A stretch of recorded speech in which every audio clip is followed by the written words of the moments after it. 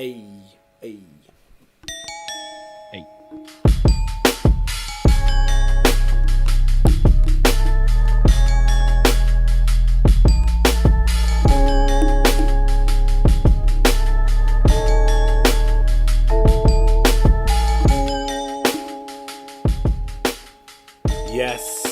Yes, ladies and gentlemen. What up? My name is Cee. This is Notion. And welcome to the first ever episode of Bad Habits of Podcast here on the Movement Fam. What's good, son? Chilling, man. How are you? I am delightful. This is a long time in the making. Been wanting to do this podcast for, I don't know how long it's been. I reckon we probably talked about it for 6-12 months at least, eh? It's been a while, yeah. It's been a hot minute. And we're finally doing it. Quarantine allowed us to actually get the time to put it together. And then technology... brought it all in that final little piece we needed. For those listening to the audio, we go live basically every Monday, and we're going to be recording the podcast via our special app that we have. Let's go live on the Movement Fam YouTube channel together, so you can see our faces while we do this nonsense. And also for those watching, we're going to be busting the podcast out the next day on Tuesdays. So that's the planned consistent release schedule, which is how podcast should be run. So sounds good, mate.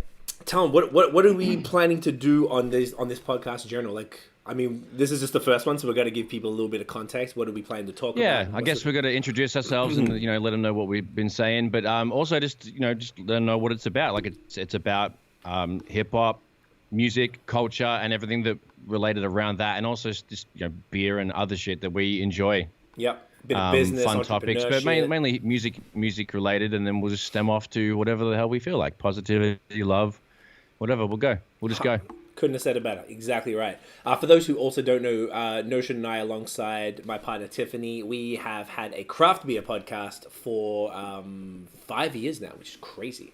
Called BAOS, yeah, crazy, eh? Right? It's nuts. So BAOS Podcast. I'll just shoot a link to the YouTube channel in the description of the video. So we might talk about craft beer here and there. I probably won't be, because I've been trying to, because of quarantine, I've been restricting my drinking days. I'm sure like everyone's having like sensible. Yeah, right. Just trying to be stay on top of it, not let it go too wild and shit. Like, it's really easy, I think, to let it get kind of too crazy. Easy to just grab a beer from the fridge, mate. It's too easy, right? Especially for us, because we actually do it. We're taking photos of it. Your job, one of the jobs that you do is take photos of beer and stuff. That's kind of my that's my excuse, isn't it? Right? We got pretty good excuses. No, but it's all about moderation and having those water days in between. So yeah, man. Very, very key. I found it which good. is what you do on Mondays. Lovely. Yeah, I have 2 days in a row, Sunday, Monday off, and if I feel like I can drink Tuesdays, and then I take Wednesday off and go back Thursday to Saturday, because I feel like the weekend, even though I don't know, you need some sort of semblance of real life and shit, so you might as well make the weekend nights your drinking nights and shit, eh? Healthy balance, mate. All right, so love it. Direct us, Brad. Get into it. Get into it.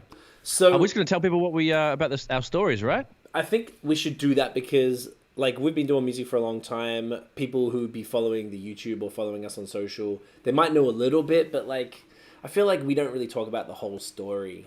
And if we put it down once and for all here, then we don't really have to go into it again in detail. But just if anyone ever wants to refer back to, hey, how did they get into music? How did they move to North America? Check the tape. So they can check the tape. All right. Where do go we for it, mate. Set us up. I mean, like, our stories are very, obviously we're brothers. We grew up in the same house. They're very parallel, but there's a couple subtle differences in the middle, or I guess it's kind of the start, because it's been a long journey. But there's been slight differences, but then they're very, very similar. But yeah, where does it kick off, mate? So where do you want to start? I know, it's like it's such an interesting thing. So maybe we start like where back in the 90s. So we got into hip hop. I mean, we're from Melbourne, Australia, for those who couldn't already tell. Represent. But we live in Canada. We've been here almost 10 years. We got into hip hop early 90s. I can't really speak for you, but I was listening to like Chris Cross, that first album. Actually, no, you and I got that together. Same. And someone gave me a Vanilla Ice tape and like NWA stuff back in the day. But it wasn't that serious. I was playing guitar and into like metal and shit and grunge at the time, which was popping. Then I think, tell me if this was for you. So also as well, we're in Australia. In the 90s, hip hop was not a thing. It was a subculture. It wasn't popular. It was damn near impossible to get the magazines, which were key back then, to get the CDs. Like they were that was the import. only media. That was the only media. That was, you're right. Right. There was one of the only. It was pre-internet, wasn't it? Yes, it was, because this was 90, like, the real year we got into it, for me, I can say, and you should probably the same, because if I did, you did, it was 93, I think, for Doggy Stuff and through Snoop. Yeah. So, like, we couldn't get anything. So, getting the CDs and getting all the vinyl and the cassettes and all that shit that we were buying, like, was crazy expensive. And we were like children, so we could barely even let our parents let us get them, let alone have, like, regular money to be dropping on this stuff. So we got into it via Snoop. I remember my friend, who was our parents' business partner's son, Lee. He showed us "What's My Name," Snoop's first solo single. I was like, "What in the fuck is this?" Yeah, it was just crazy to me. And I Game think changer. Yeah, it blew our minds. So then we got. I remember you bought Doggy Style actually, because I stole it off you. Yeah, on cassette, and then we went back and we got The Chronic, and we're getting into Ice Cube and Cypress Hill. We got Black Sunday, which changed the game for us as well. Big album. Absolutely. So we were listening to hip hop exclusively. Basically, changed our lives. I think we couldn't. And at the same time, parallel, we got into like full '90s R&B with TLC, Mary J. Blige, Brandy. Yes, all the soul stuff. The early sort of like it was R&B at the time, wasn't it? It wasn't even like neo soul yet. Correct. Technically. I remember reading this recently. The first official neo soul album was Brown Sugar from D'Angelo in 1995. So I remember buying that. I remember buying that shit. I ordered it. Do you remember Sanity at Knox City? The one downstairs. Of course. I bought so much from there. Sanity? Yeah. Whatever that store was, I think before it moved upstairs. Sanity. It was Sanity, okay. So I ordered it. And I was so excited, and I had my Discman in the car. Mum took us to the mall, and we got it. Gangster. And I popped it in my CD player, and it was the clean version. And I was spewing. That's right. I went straight to shit down, motherfucker, and it was clean. And I was like when I was a kid, I think that shit cost me $40, and that was a big chunk of money when you're like 90. I was 14, and I was just so mad. I ended up buying it again later to get into it. Understandably, Jesus. So we got into it. I remember we were like free as far as like the the rapping, we were freestyling, messing around in, I don't know, I remember being like 15 or 16 or something. You would have been young, like whatever your equivalent age would be. 2.5 years younger than that. Yeah, there you go. So we were freestyling, fucking around. We didn't know. I was writing raps back then. We were playing basketball, listening to raps, and then just being stupid, teasing each other, and then just making it rhyme. And then that was how it got. A lot of it started. We were talking trash in our own respective driveways, backyards, basketball arrangements, and then we would just that's kind of how it would start, or at least accentuate it, because like, I don't know, the music kind of went. If we listen to Doggy Style playing basketball, you want to dunk on someone immediately when the music comes on, because the G-Funk is undeniably smooth. It makes you want to, get funky with it and start dunking on absolutely. And we're checking those. Remember those? I don't know if they were called. It wasn't. There were those NBA videos that were like had hip hop soundtracks, and they were just like best of compilations. What were they called? Do you remember them shits? Wasn't NBA Jam Session? What was it? Or maybe it was NBA Jam Session. I know. Well, or was that the game? What was the game called? NBA Jam was the game. Where boom shakalaka. Jam was a game. That was a game. That was lit. And even that had a fire soundtrack, if I'm not mistaken, too. That was or I don't really remember. Fuck, man, it's such a long time ago. Yeah, that's the other thing. I was gonna say, like, there's certain things that I really can't remember. We're gonna have to remember each other. Our memories are gonna have to serve us well here, right?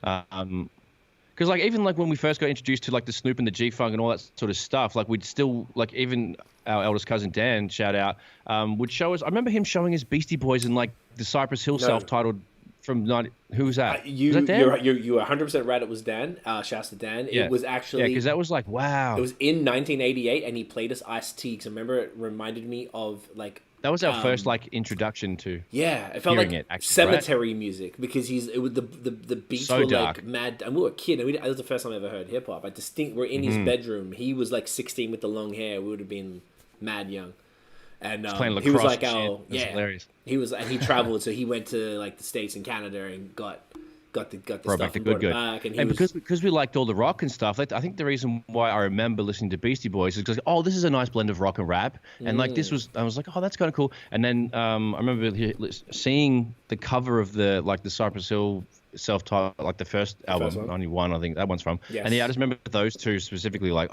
crazy. And like as dark as it was, I thought it was cool as shit. Yeah, because it was extreme music. I mean, at the time, now not so much, but because it was Yeah, most of the stuff we listened to, I guess, like the rock would have been happy and up tempo, upbeat, like a little more. Sometimes, no. Yeah, no. Was it a good?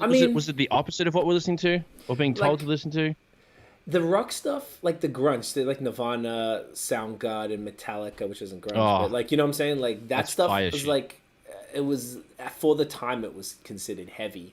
Right now it's not. Right. It's soft, but that stuff was kind of dark, but not in the same way. It wasn't extreme because it was like there was other music that would have been like, you know, the hard heavy metal shit, which we didn't get into. That would have been considered extreme, but it just felt like this music that was like, wow, it's like this fringe stuff, and it was attractive because it wasn't around, no one was into it. So basically, you and I, we didn't always do this because the area we grew up in, the type of people we were around, but we tried to surround ourselves with fellow hip-hop fans because it was the culture. Like at the end of the day, the reason why all of these years later, damn near 30 years later, fuck, that's crazy, we've been listening to this literally the vast majority of our lives. We were like, you know, single-digit children back then.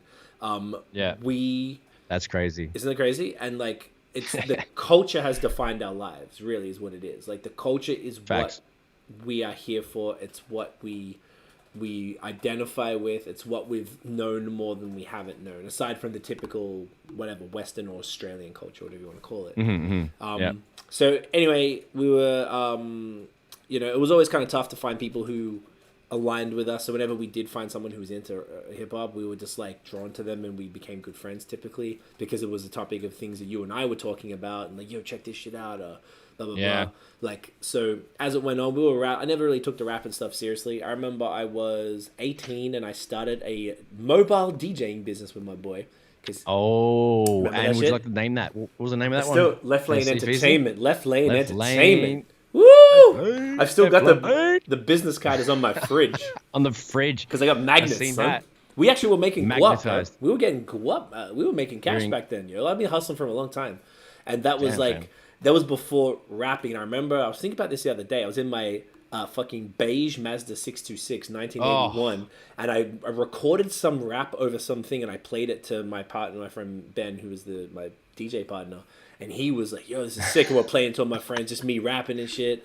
And then I think I met like a bunch of dudes, like Shane Hood and all of his mates, you know. I met those dudes just through other friends, and was like, oh, and we just used to hang out and freestyle. I was probably 19 maybe. At the time, I'm not sure if you were sort of participating in this stuff, because I was at the age where, even though we have 2.5 years difference, and when we're kids, it's all kind of the same. Yeah. That teenage year, then when because of a few years older, made us kind of separate our activities or for whatever. A couple of years. Yeah, it did for sure. So I was like, you know, going to my respective parties at high school in the burbs, whatever. And then, you know, you get a few rum and cokes in, you get a few beers, and all of a sudden, like, they, you know, it started off with people like, you know, oh, what's that song? What's that cool song you used to play? People would also diss me for at school. You know all about that. Yeah. But then like people would say, oh, what's that song you used to play in class, whatever. So then I started playing songs at parties eventually. Then people would get, you know, turn them off. But when they started to get played, and people were like, oh, and then that R&B bandwagon came. Yeah. I would just kind of like, if there was enough beat at the end of a song, I'd just do a little 4/8 bars or something. And that's just kind of how it started. Just like going at the end of a song when there was a gap, fuck it, you know. That's how you do it. And that's just how people are like, oh, that was cool. I'm like, eh. Right. And then you know, I'd freestyle in front of you, and then you're like, oh, that was dope. I'm like, eh. And the next time was even better, and you're like, oh, that's dope. Write it down. Yeah. And then we can go into that chapter about writing and stuff. But yeah, that's. Yeah. You were always a good freestyler. You always had. I think because we always talk about this. Or I think we talked about it on the live. There's 3 skills that an MC has. Yes. You're a songwriter. You're a freestyler. You're a battler. I only worked on songwriting. I never got good at freestyle. I did a bit for a little bit there, but I was never like exceptional. I was like competent. But I was always better at writing songs because I could piece it. Because I was a journalist as well, which I'll also get to shortly. So you refined that skill set for freestyle because you probably were doing it at parties where we weren't really doing it like that. And also like just with the homies like GMC and Mo and all them cats, like we used to literally just like. Right, true. I guess that was part of their that's a good thing because you kept it all the way. Right, yeah, because I just kind of like I found that I memorized words nice and easy, and it started off with me freestyling in like my room and later on in my car by myself. If there was enough, you know, I'd remember a verse really nicely or easily, and then if there was enough beat at the end, I would just continue on with my own stuff. But then like just hanging out with the homies later on, just going for a session, go for a smoke, and then have a big cipher. That's just constantly what happens. So just like going to the gym, bro. You know how it is. To keep working on it. Yeah. So and I even, yeah. Go on. Please. I was saying, just like I even did the battle stuff. You know, I did the CNFM back in the day. So there's like I've done all that sort of stuff. I wasn't very good at battling.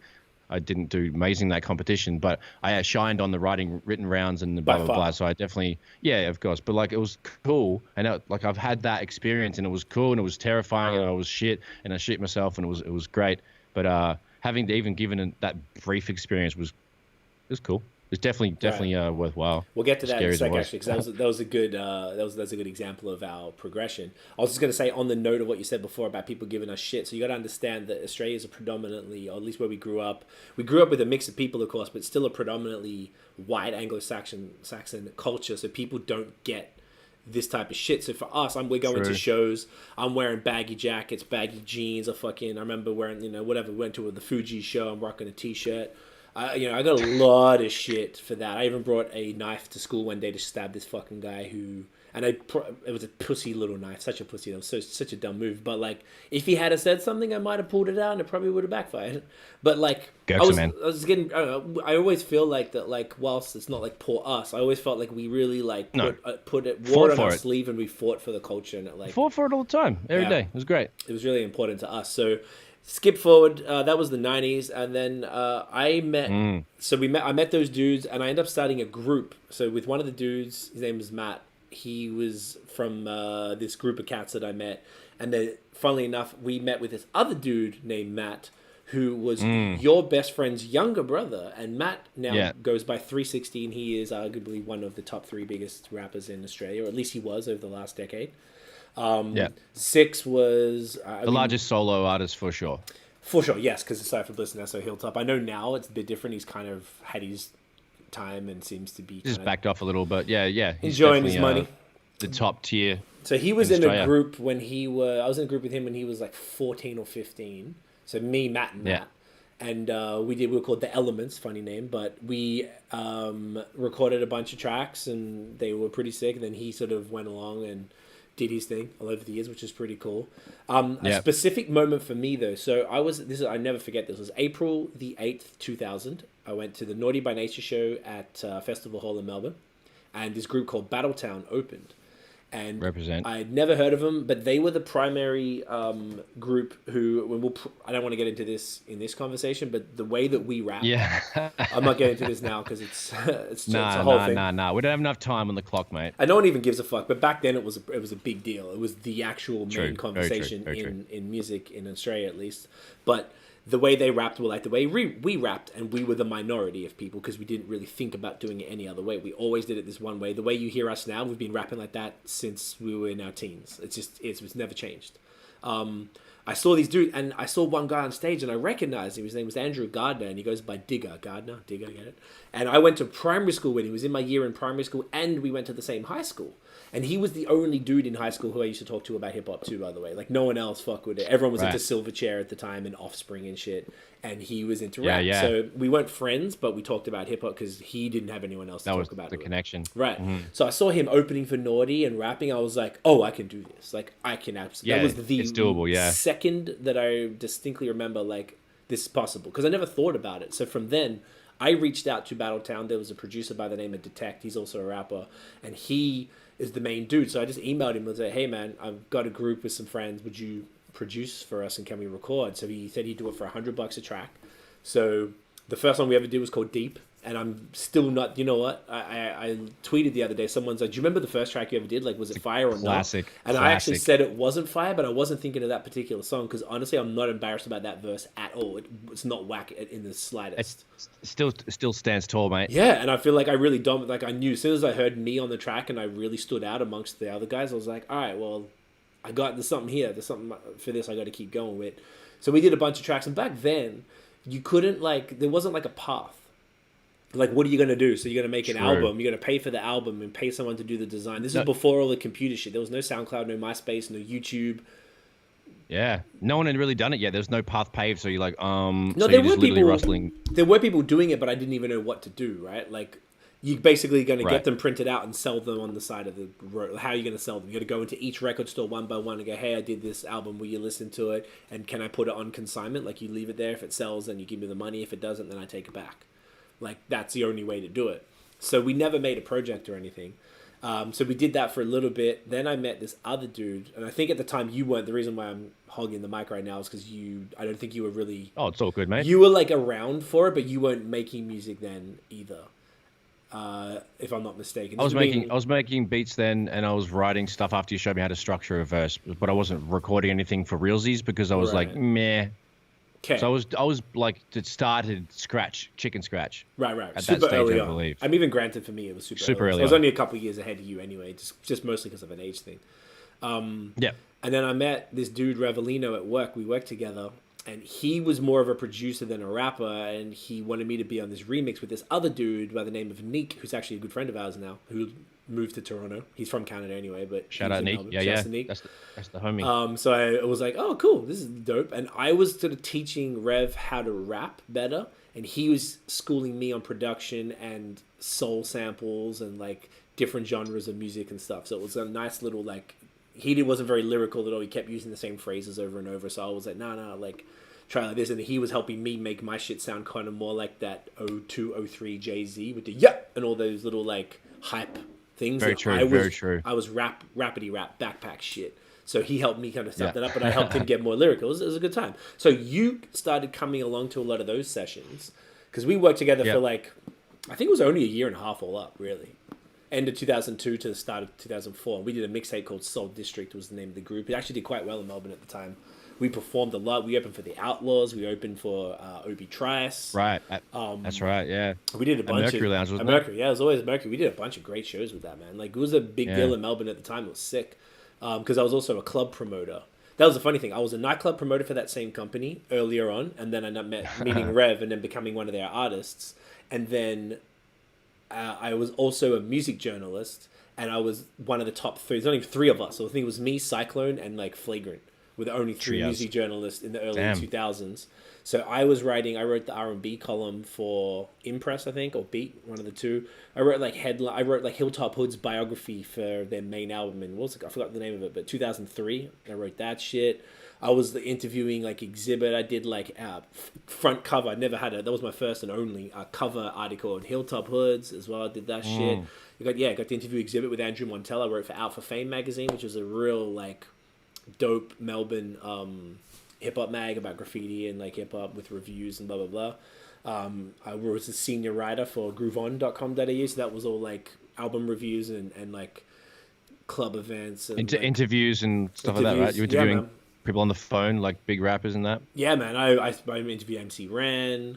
We did all the stuff with like Tech Nine, Corrupt, Chris Calico, Loonies, blah, blah, blah. Chris Calico, all those dudes. So I did a decent amount of stuff in that time. So I was kind of like, that was my other thing. Was production and rapping. Because at that point, I had like a desktop computer. I was making like random beats on whatever I could, and then was using like. So this is like 2002, Acid Pro, 2003. Yeah, and I already been like rapping, and you showed me already how to write and structure stuff. So when I came into the IllNote Studios with Revenue, like I already had bars and shit ready to go. And even though I wasn't on any of the songs, I didn't expect to be or whatever.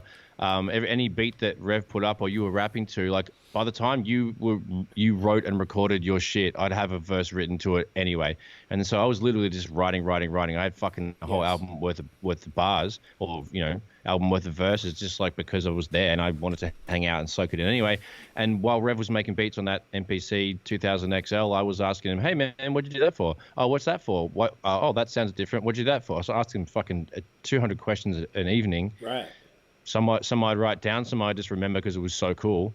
And just seeing, because I was doing it in the box, I was chopping and doing shit in a computer with a mouse and a keyboard. This motherfucker had a machine with knobs and buttons, pause, and just like, it's just, dude, it was so crazy to me. So that was like, oh, okay. And I already had rhythm. I could like help him. And sometimes he'd let me smash the pads and add shit into beats and whatever. So like, I got a little mini hands on, and I got the chance to flex the pen. And then, I'd ask you shit, I'd ask Rev shit, and you were teaching him how to rap. I already knew how to rap better than him at the point because you told me already, and I was already like freestyling and honing the stuff. So those sessions were crazy for me too, even though I was like essentially fly on the wall hanging out. Yeah, I was a little vexed it didn't pan out. Was because I left. I went and lived in Canada for a year at the end of that. And then during that time, I think he always kind of little, like, look, Rev's the homie still. But I think he kind of like little brothered you a little bit, like, and didn't really put you on joints when you should have. And I was gone in 2004, so I didn't sort of have the control. And they even took me off the cover of my own mixtape because they didn't, I told them like a year before that I was leaving. So I was a little vexed about that, but it was still a dope experience because I didn't get the props for that like he did because people didn't know. Yeah, we both got a little screwed there, but it definitely was a good learning experience and a good place to cut our teeth and grateful for it. Fuck. Totally. The only problem was because literally, I think 2003, I think I spent every single night in the studio. It didn't matter what it was, and true. Yeah, we were there a lot, man. We got high every fucking day, and like to be honest, we just weren't productive. Like we should have done in a year. I'd work during the day. Should have had 2 tapes. Minimum. I do like journalism. Of the same amount because it was like, wasn't it 15 songs on each? 20. 15, 16 songs. So if you had done 2 tapes, it would have been crazy. 20 songs is a fuckload, dude. It was still a bunch of B-sides that didn't make it. But... Right. So yeah, like everyone was doing long ass mixtapes then. That's very productive. That was normal, and they were all original too. By the way, it's a mixtape, but it was all original production. All samples, but street album. Whatever. Yeah, street album is basically what it was. Whatever. Anyway. Yeah, no, you're right. You're right. But I was crazy doing journalism work during the day, going to work at a call center for like 5 to 9, coming home eating, then go in the studio by like 10:30, 11. Then we stay there till 5 in the morning, then do that shit again every single fucking day. It was cool, but like we're just high all the time, and it was fun. It was a lot of fun, but we just the productivity was gone. So we did that shit. I lived in Canada, blew my fucking mind in 2004. I think then you were hanging out with the same dude, and we'd met GMC and through some other cats. I skipped some parts because there was some whack shit that we did along the way. But you know how you do when you're young, you're just trying to find anyone to work with. So you were rocking with some, like, you know, we met GMC, who ended up being a super dope dude, great MC, and all of his boys. When I was gone, I got to sort of meet, because I knew Eternia. I'd interviewed her, so she became a friend, and she really hooked us up in Canada. And we, you know, got us into shows. I got to meet, like, little brother, like Fontaine them, and got backstage at Royce. Because of her, we got to meet all the dudes, like Atom Bomb, super early. I mean, look, I was a kid to them, so they were just like, yeah, this guy. But it was just nice to see that, and I was doing some tracks with some dudes. So I met Chris Blair, this other cat, who was didn't end up being like, I don't think he still does any music now, but it was just cool for people to be like down with what we're doing, and they were like appreciating the music and stuff. I was like, oh fuck, like this can really work, and that was like a real big moment for me because I came back like, yo, we can like do this, man, like. And that's when it was 2004. You come over and we traveled through Europe for 2 months at the end of 2004. You came back like a few weeks before we did. And I'd lived overseas for about a year by the time I came back. And then the first thing we did, because I was in a group with a singer at the time, and we had come up with the name for it and the project and all that stuff. And which actually was my first mixtape in that group, was called The Soul Movement Volume 1, which funnily enough was Beat Child from Toronto called his mixtape or album Soul Movement Volume 1, but ours was released like a year earlier and stuff, motherfucker. It's not exactly like a riveting, but that's where the movement fam came from, because it was called The Soul Movement Volume 1, and then we just kind of took the movement fam from that. But I was working on that tape because basically I've always been in groups. I was never solo, so we'll get to that. But you did your first solo tape. It dropped in 2006. 2006, yeah. Because I was during, like, you know, since the midnight sessions in 2002, 3. I've been writing. So I had a lot of shit, and then I was recording stuff at home on Cool Edit. 2.0 shout out. And then, like, you know, just getting some stuff done, and then, like, because I was hanging with GMC and all that, like, he showed me how to use Acid Pro a little bit, and then it was just better than what I was using. So then just started to build up from there. So then I was working with Dub K, and I didn't. Yeah, so I didn't actually have, when I started working at his joint, I didn't have my own setup in my house yet. Okay. And I was still writing heavy, and I was still going over there to record and sorting that out. So then. Once I found, I think I had 26 songs on that, dude. It's a lot. 26 songs but on everything it. was like stupid. Everything was like long ass, super long songs. And there's a couple of freestyles, but like, I brought all of my best like verses to those sessions and just threw it on whatever. So all those earlier days set me up for that. So I was just, I had, you know, years and years of verses to put into songs, and then yeah, so it's my turn. Was the focus in 2006. And the other thing that I forgot to mention is in 2005 when we came back, we started going to, there was two different open mic nights that we used to go to. One was at a place called The Spot in Brunswick. I think that used to be on a Tuesday, and then that was for like 6 months or a year. And then the same host, Litigate, shouts to Nick, he moved it to a other place called the Evelyn, which was our favorite place to perform, I guess, because it was like their home ground on Mondays. And we went every week religiously.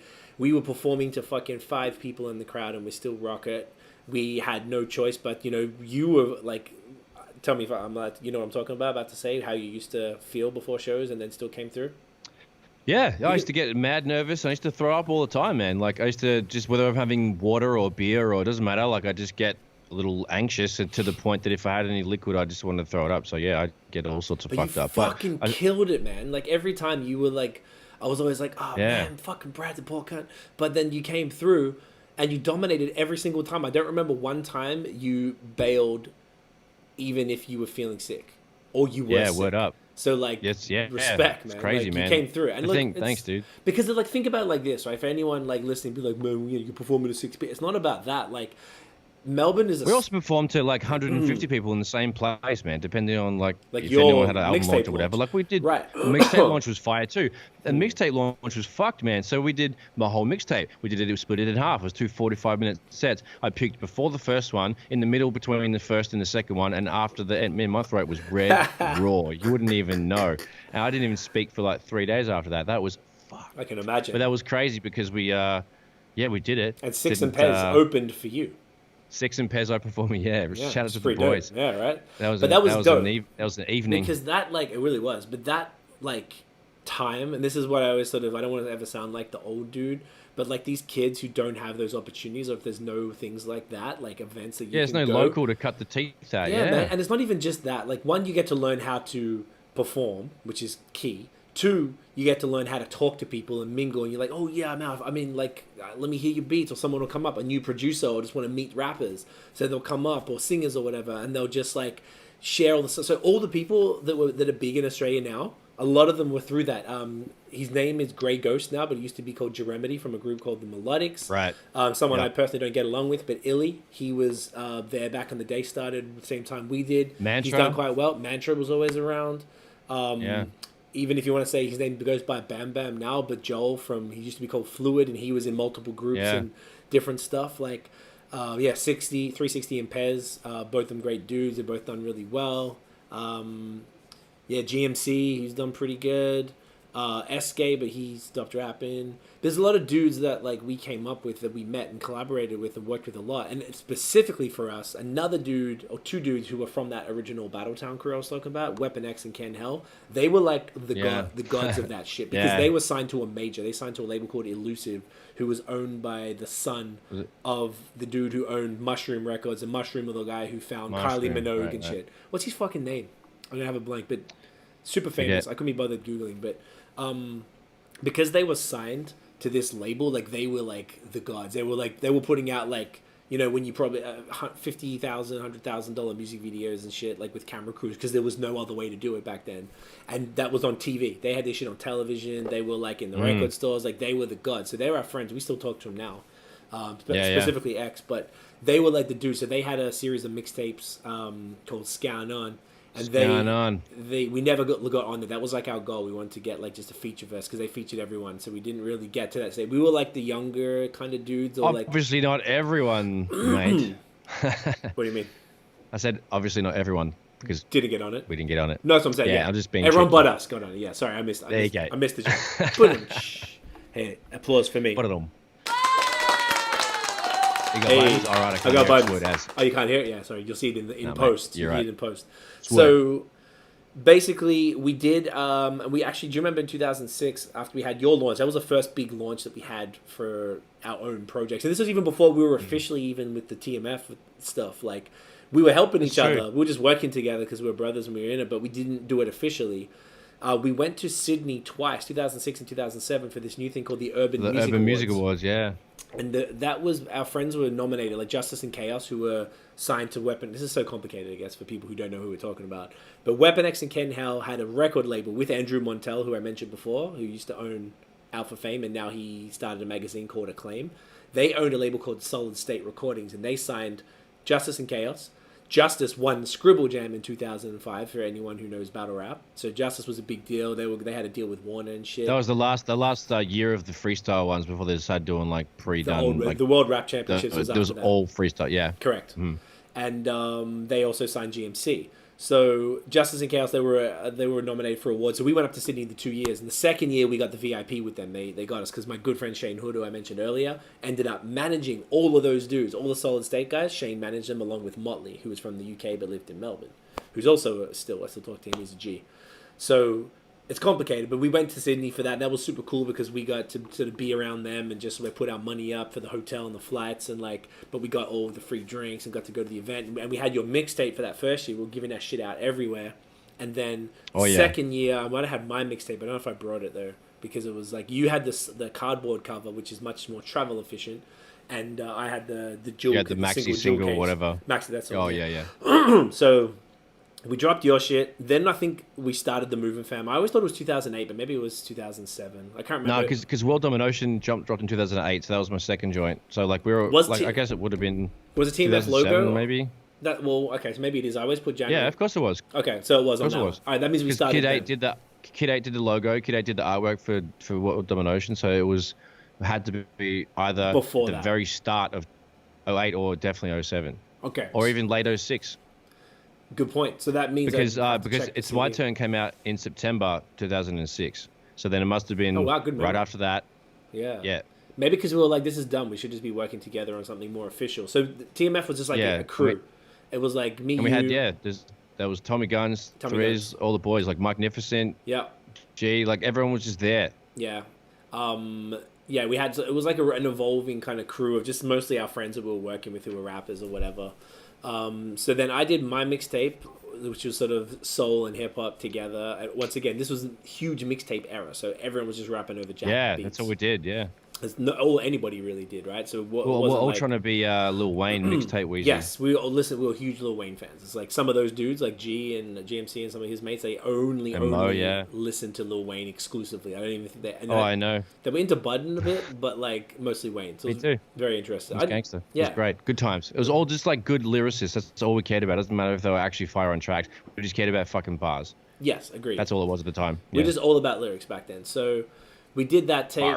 Bars. And then in 2000, and then we started getting some blog love. Like I remember Planet Urban. Shouts to those cats, Dash and Chris Z. Yeah, Dash, Andrew Hickey, who now moved to Minnesota. Funny dude. Yeah. So those everyone's cats, out here. Everyone is, right?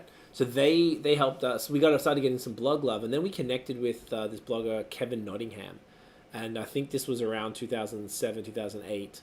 And he was like one of the top 5, arguably, big blogs alongside Nah Right, OK Player, Two Dope Boys. Yeah, he won something, didn't he? He got some big promotion because he won some Blogger of the Year or Blog of the Year or something like that. And then that was kind of like, oh, this looks all right. And then kind of offered a thing to us, right? So even before that, he was just supporting us. And we started getting a bunch of love from... He was just helping us out, posting our stuff. I was sharing stuff, yeah.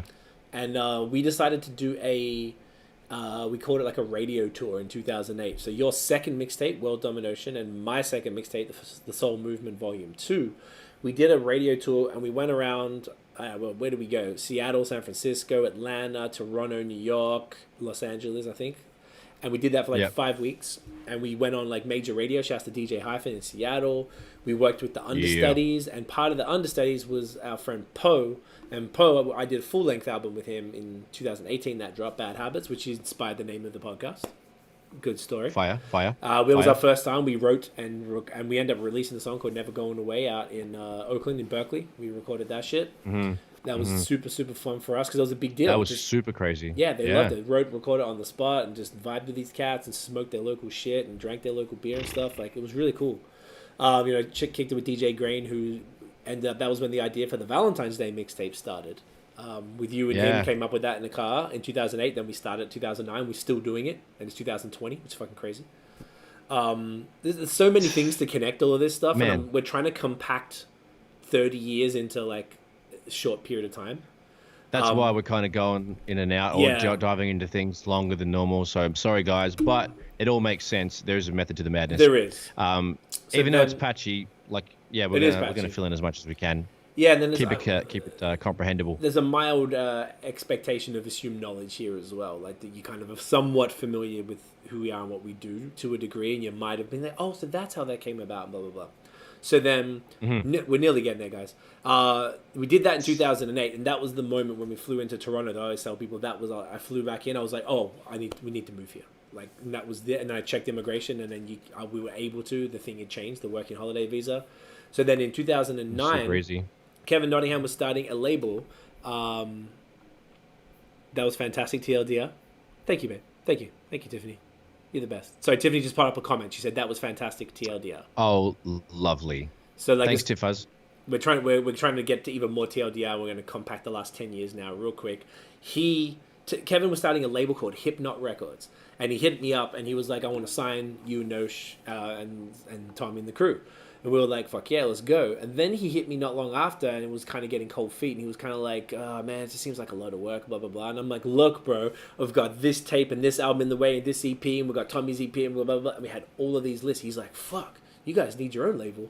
And then he was like, you know what? Let's do it. All right. So I essentially talked him into it. I don't think he'd ever admit it. And I think everyone hates him now anyway. I think he's like a Trump guy, unfortunately. So it's probably a good thing. Oh, really? Oh, yeah. Whack. So he ended up selling the label to somebody else who was signed to the label after us. At the time, there was a bunch of people signed to it, and they were super cool. So that gave us, we were like, you know what? Let's just move to North America. There's no point. In Australia, once again, long form, there wasn't much for us to get any traction. There's one radio station there that consistently plays hip-hop all day, which is Triple J. And that is a national, like nationwide. It's not just like one region. Like they played, it was the same thing the whole country, and they were the way. That's how you got in the game. And then the reason we got played on there is because of Maya Jupiter. Yes, shout out to Maya. Married to Aloe Black now, so she was actually also on an interlude on the Soul District mixtape. Tying them in. So Maya's cool. Maya was always super cool with us. Didn't know her mad well, but like she was always like, because she was in like the age group or the group of people above us with Weapon X and them. She came up with him. Very true. So that's why we weren't like cool, but so we got a little bit of play here and there. They had PBS and Triple R and things like that. I know we did some interviews on Triple R and PBS before and shit, but there just wasn't many ways for us to get traction. We were doing our own show, so we ended up just stopped fucking with the scene completely. We started doing shows with bands. So we would rock with bands that either had rappers instead of a singer, or we started rocking with like our friends' band's Fading Hour, who sounded like Tool, really.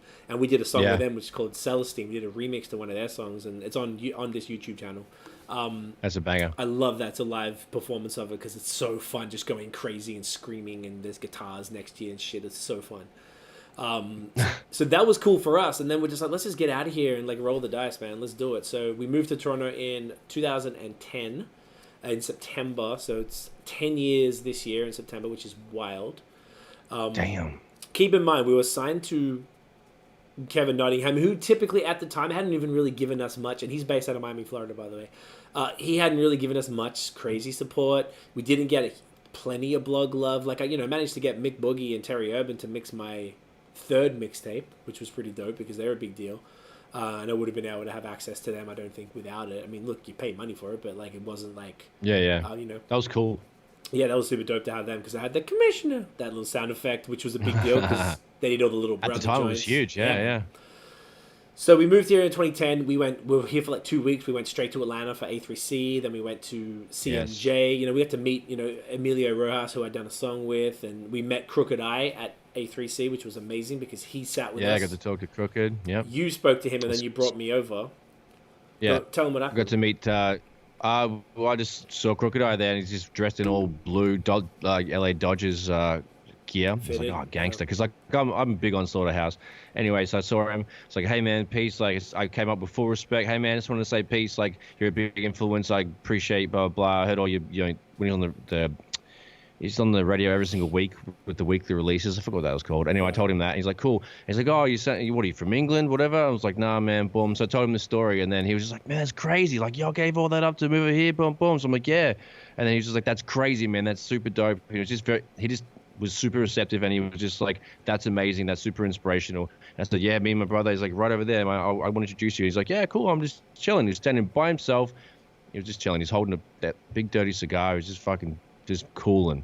So he was super cool to give me like almost 10 minutes, and then I come got you. But yeah, we Super bumped cool. into heaps of dudes. Like bumped into Sky Zoo, who I did a song with. Bumped into who was Wonder. also chilling with Jean Grey. We also bumped into Ninth Wonder as well. Yeah.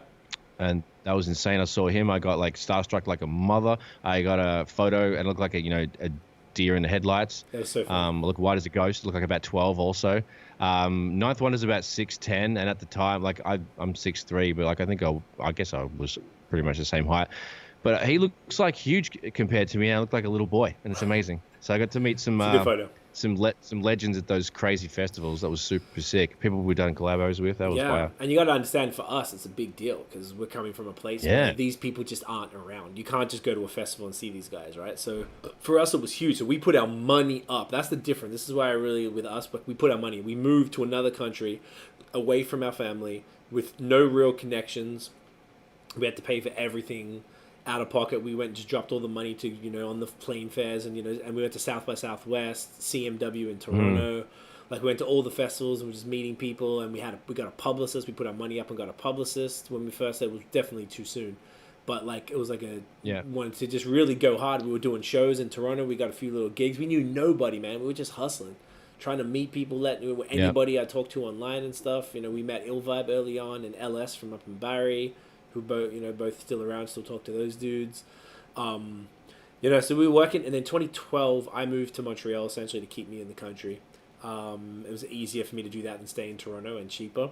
So we moved here and learned French at school to keep me in here, which was hilarious. Still can't speak this shit. Oui, oui, les poupous. So for those who don't know, I'm based in Montreal, and Notion is still in Toronto. Yeah. Basically, one thing that helped us a lot, though, this is an interesting part. Tiff and I, Tiff's my girlfriend, we moved here for that. She also essentially co-runs everything with the three of us for like TMF, a boss, as she is. And we got involved with this event called Hip Hop Karaoke Montreal. And funnily enough, I was just talking to someone. We worked in the Apple Store in Toronto, which is the busiest retail environment in Canada. Funny story. In Canada, yeah. In Canada. So Tiff and people always talk to me, and they're always just like, so you talk funny. What's up with you? And then I tell them, what's wrong with you? You talk funny. What's that from? Sorry. Is that I'm just making it up. Oh, okay. That's pretty much what happened every day. And this lady said to me, my daughter, I told her I'm moving to Montreal. She said, my daughter lives in Montreal. She runs an event called Hip Hop Karaoke. I'm like, no shit. She's like, she's actually moving to San Francisco. They're looking for someone to take over. And I'm like, no shit. So we went to Montreal specifically on the weekend that it was happening. Went to the event to check it out because I didn't like the idea of it. Because on paper, Hip Hop Karaoke is whack as fuck, right? Because people can't rap, No. But we were like, you know what? Think about it. It's a business opportunity. There's money in it, and we're moving to a new city. Now, not only do we not know anybody, because at least in Toronto, I'd lived there before. So I knew people, and I knew how the city worked, and I knew how the money worked and all that. There wasn't as much of a culture shock. But going to Montreal, there's a language barrier, and I knew nobody, except Dr. Mad, but I didn't know I knew him at the time. Because I talked to him years before online. So we got involved with Hip Hop Karaoke.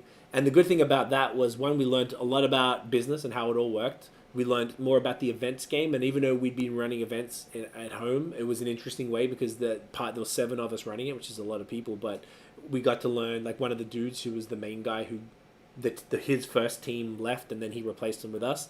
He was a publicist based in New York and stuff, so he kind of knew people and shit.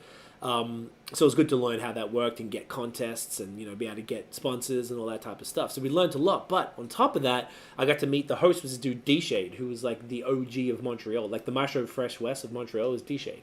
So he became a really good friend of mine, and we worked together a bunch. We were going to do a whole album together too. It just didn't work out. Yeah. And I got to meet all the promoters, all the DJs, all the rappers, all the singers. And then what that allowed us to do is allowed us to get all the support slots. So in 2013, the summer of 2013 was the best touring year, I guess, because I opened for Raekwon. They gave me a chance. There's one dude who, to be honest, he was a drug dealer for sure. Never done shows before.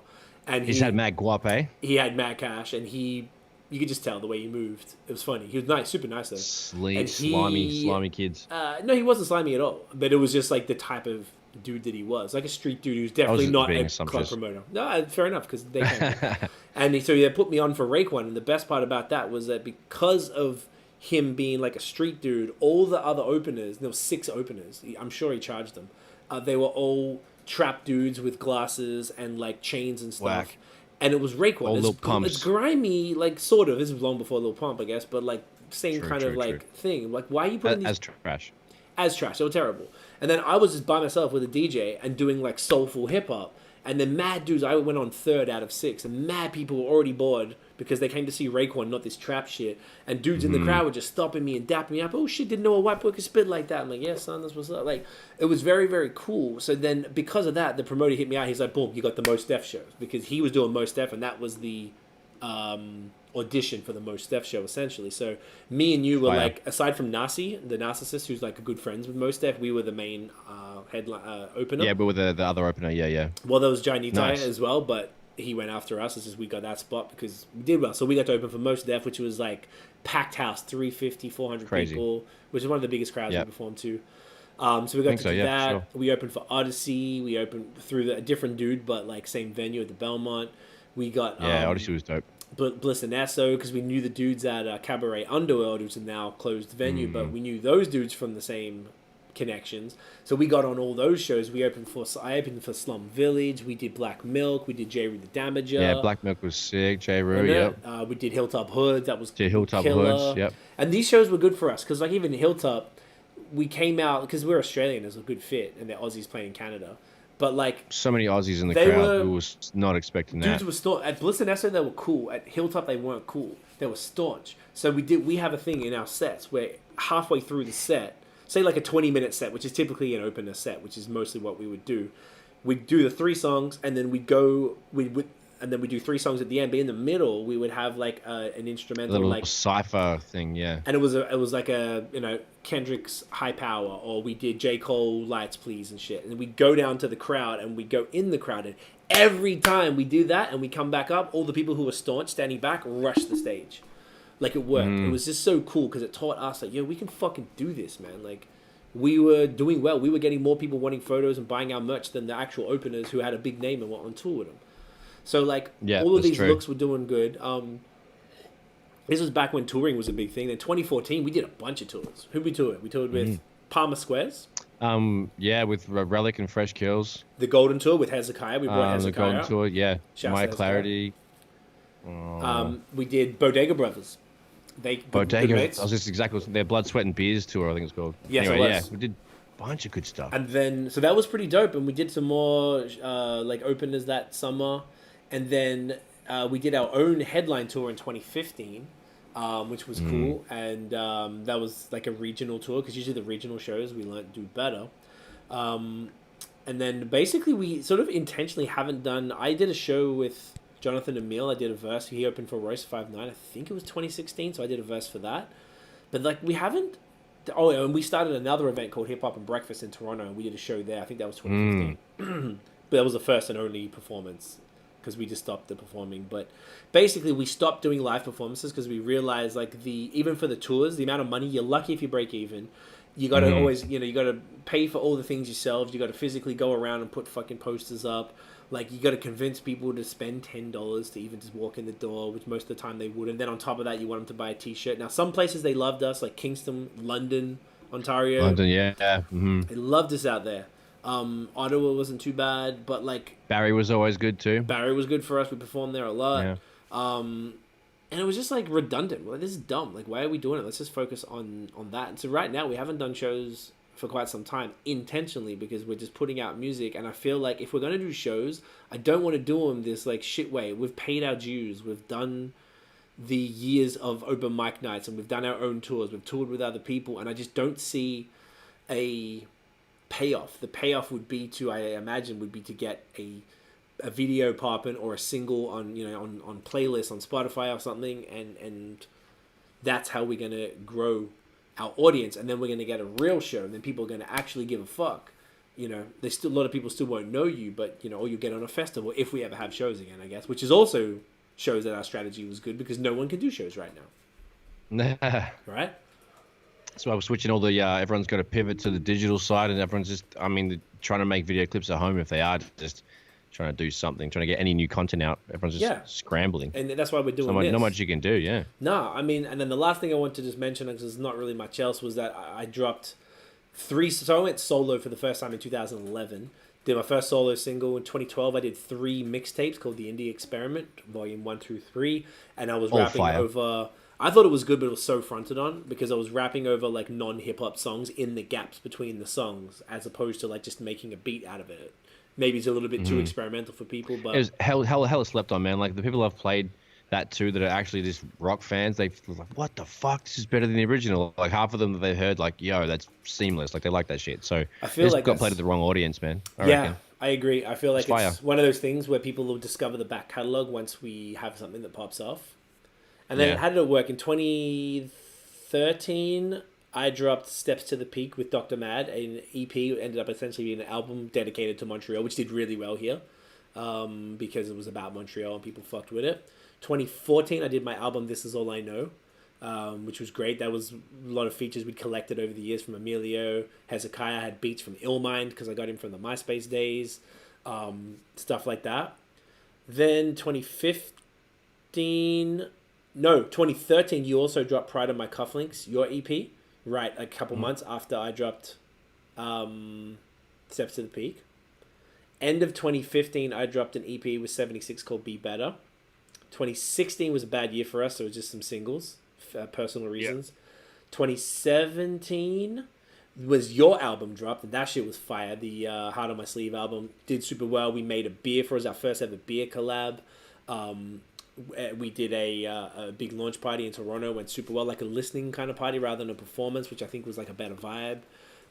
Super well received. The only unfortunate side of everything for that is that because of the times and because we're not really touring or doing shows like that, you never got to have a pressed up version of your first album, which you could still do it, but it's almost like spend the money. No one at the time, like streaming was king and still is, and like no one gave a shit about really buying it, and it wouldn't have been. I would have sold like 7 copies. Literally, everyone's like, "Oh, I don't have a CD player anymore, dude. My computer doesn't have a CD drive." Yeah, neither do we. Don't have one.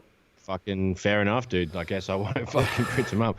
Yeah, no, it's fine. I definitely wasn't mad at that.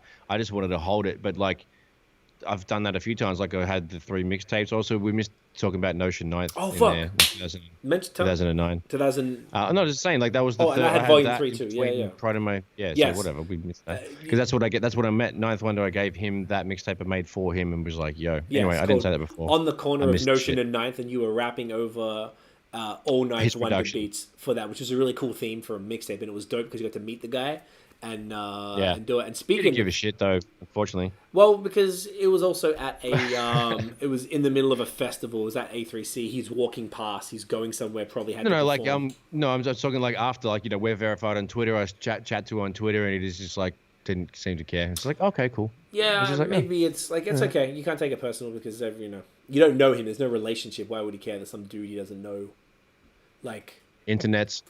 Yeah. Okay, we're good. You're back. Sorry. Yeah, it's almost like why would he... Yeah, no, I'm not mad. I was just saying, it was just like... Michael Pignataro says, love you guys, XO. Oh, Mickle. That is our DJ Digital Junkie. Digital Junkie is the man. So I used to work with him at Apple. We just kept in touch and we're friends. And he ended up getting us some gigs. We headlined the Port Hope Jazz Festival in 2014, which was a great... That was a riot. Great look on paper, shit show in real life, but looked good, and we had a nice... We got paid, the most we ever got paid to do a show. So we out here. For a show, yeah. Mike is G. Good times. And Mike has, he's an orchestrator. He basically DJ'd our whole tour. We did the solo tour. Whenever we do shows, we always have Mike. Tiff's like, hey, Mike. Good old Mick. And Mike does all our cuts. So if you basically, for the most part, Mike does a lot of our cuts on our songs, on our projects and stuff like that, which is dope. I was talking to him today, actually, about cuts from my new project, which I guess we'll get to later. To sum up what else I was saying, just the project. So 2017, we had your album. I did the 1 single per month, and I actually kind of wanted to like compile that as an album name or with a cover or something, because there's like 12 songs, they're all fire. You might as well. 2018, I had Bad Habits album, and you had your Notion Island Volume 1 with Egward, producer. So you had an EP. And then last year, neither of us dropped any, just a couple singles. It was a good of a quiet year. And then this year, we got a bunch of stuff coming. So maybe we'll just talk about that, and then we can shut the fuck up about us now that that's over and move on with what the podcast is going to normally be. Word, man. Fuck. All right. So what are we? What have you got coming this year? Talk about the project coming up. This I've year, only got. Well, I've been working heavy on the YouTube channel for IllNote Studios, which is the my home studio and my company as well. So I've been going hard on mixing and mastering tutorials, tips, and etc. and beat tapes and production tips. I've been doing the videos and that sort of stuff. I do have an EP that I've got. I think it's 4 songs, and I've got 2 more that I've got to finish up, and then I've got a 6-song EP. It's all going to be a couple of songs that were on the cutting room floor from Hard on My Sleeve, and then it's basically me singing a lot more and getting more comfortable and putting it on the table and just getting a little more fun with it. So I'm doing that kind of vibe, and that's all my production, and that's going to be coming out soon. All I got to do is finish up 2 songs, so I guess it couldn't be too it's not too difficult to achieve. So that's the next focus for me, other than the YouTube channel stuff. And then I'm obviously mixing your album and etc. So yeah. Yes. Okay. Sick. I love it. So IllNote Studios. It's not in the description right now, but I'm going to put it in there for people watching this later. Definition MC says that was great. You are a G, Def. Oh mate, good mate from Barry. Yeah, he's the man. Shout out to Def. He wants us to chat about him. He's like, you have to talk about how dope I am for the whole time. I'm like, yeah, we'll see what we can do, mate. 2 hours. Just how dope Def is. Now, Def is like the best freestyler I've ever met. Beast. Yeah, that's a fact. Beast. He's definitely fire in the booth. Really fantastic beard as well. Great dude. So the bearded dragon, they call him. Right? Anyway, fuck. So I started an album called Relentless in 2015. I worked on like one song, and then I did the other projects first. And then I started again on 2016. We had A Death in the Family, so that kind of fucked my year up. And then 2017, I finished it up, recorded it, and then it's just kind of like been lagging. It's been really complicated because it was the first project. It's actually produced by Maya Clarity, a good friend of ours. He is it's all no samples. It's all live instruments. So we did a week in the studio. I'd never done this before. None of us had. When we like rented a studio for a week, brought in drummer, like Mike played drums. We had saxophone, cello, violin, singers. Like we made like our own makeshift choir for arrangements. All the tracks. It was it was really hectic. Vocals, everything. So if you can imagine, we come in, the sax dude would do like 5 takes and be like, all right, that's cool, we got to do that from there. So then all of a sudden there's all these instruments that now Brad and Maya, or Notion and Maya, have to fucking go through them all and then place everything. So it's been like an epic shit show of editing.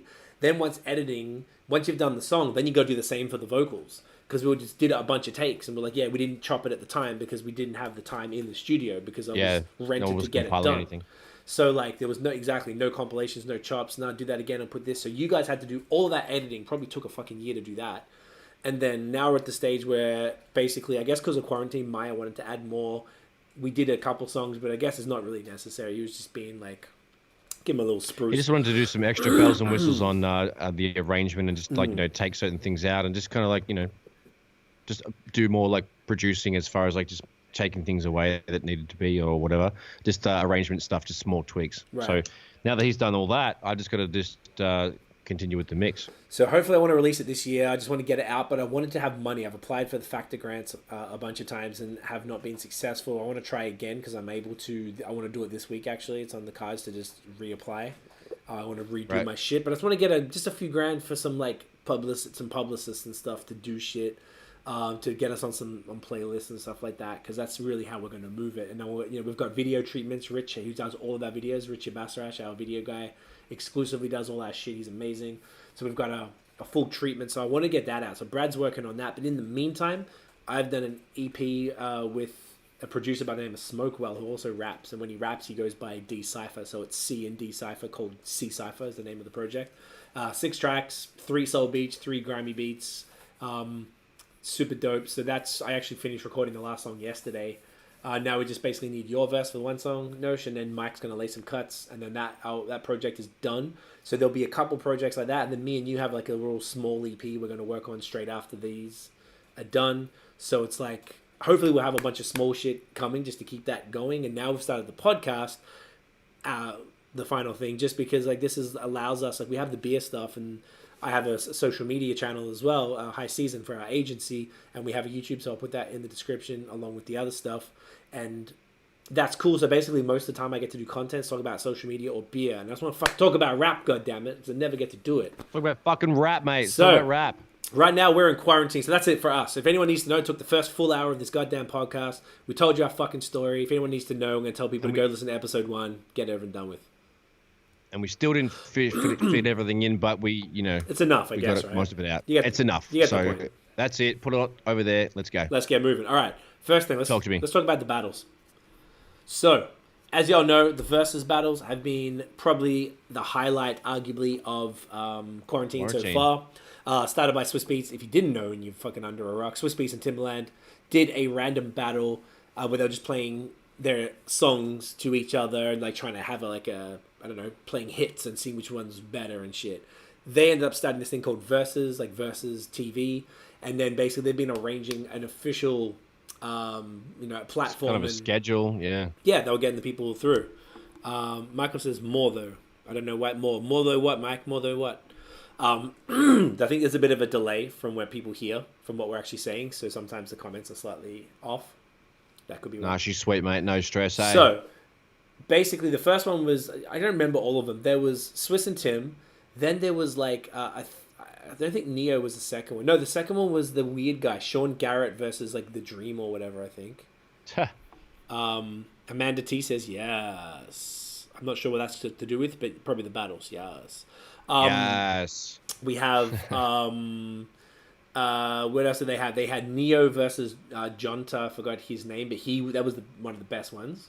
I missed that one. That was really good just because there was gentlemen. Everyone else was a little bit like beefy and cocky. There was T-Pain versus Lil Jon. That was okay. There was Babyface versus Teddy Riley, which was a shit show, but the final one was a great time. And then they took a little bit of time off, I think a couple of weeks to arrange it, but the best one just went down. We're recording this Monday. On Saturday night it happened. Yeah. Erykah Badu versus Jill Scott, the two queens. Press the applause button, hit the applause button. Hit it. Hey. Give it up.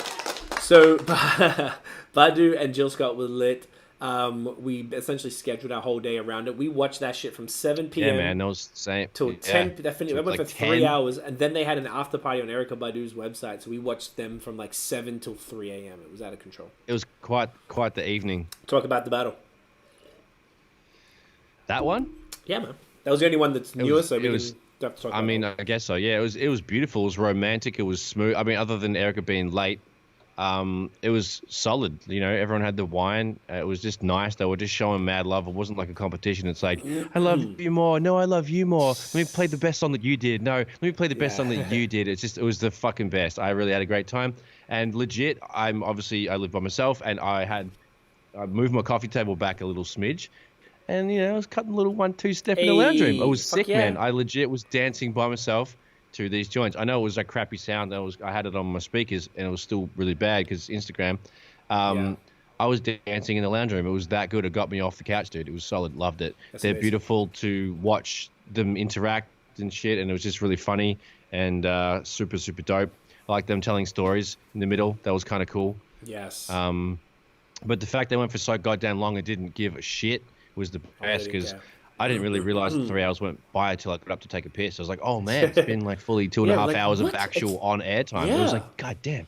Because it was just so good. And did you notice that Instagram took away their 1 hour limit? They just kept going. It didn't. Is that for everyone or just verified accounts? No, I reckon it was for that event. I reckon that they arranged it because they had a deal with Instagram. I think this whole shit was like arranged in partnership with Instagram now.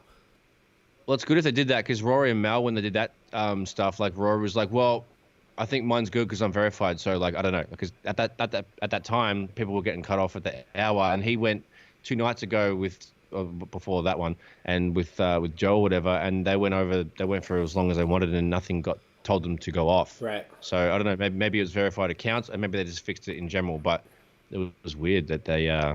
Interesting. Yeah, so certain people could go longer than others, but yeah. Interesting. That was cool. They didn't have any restrictions because that would have been whack. Because if they had to hang up and call back, those numbers would have been like. Because what do they get? 775,000 people. I think that was about the peak. Yeah.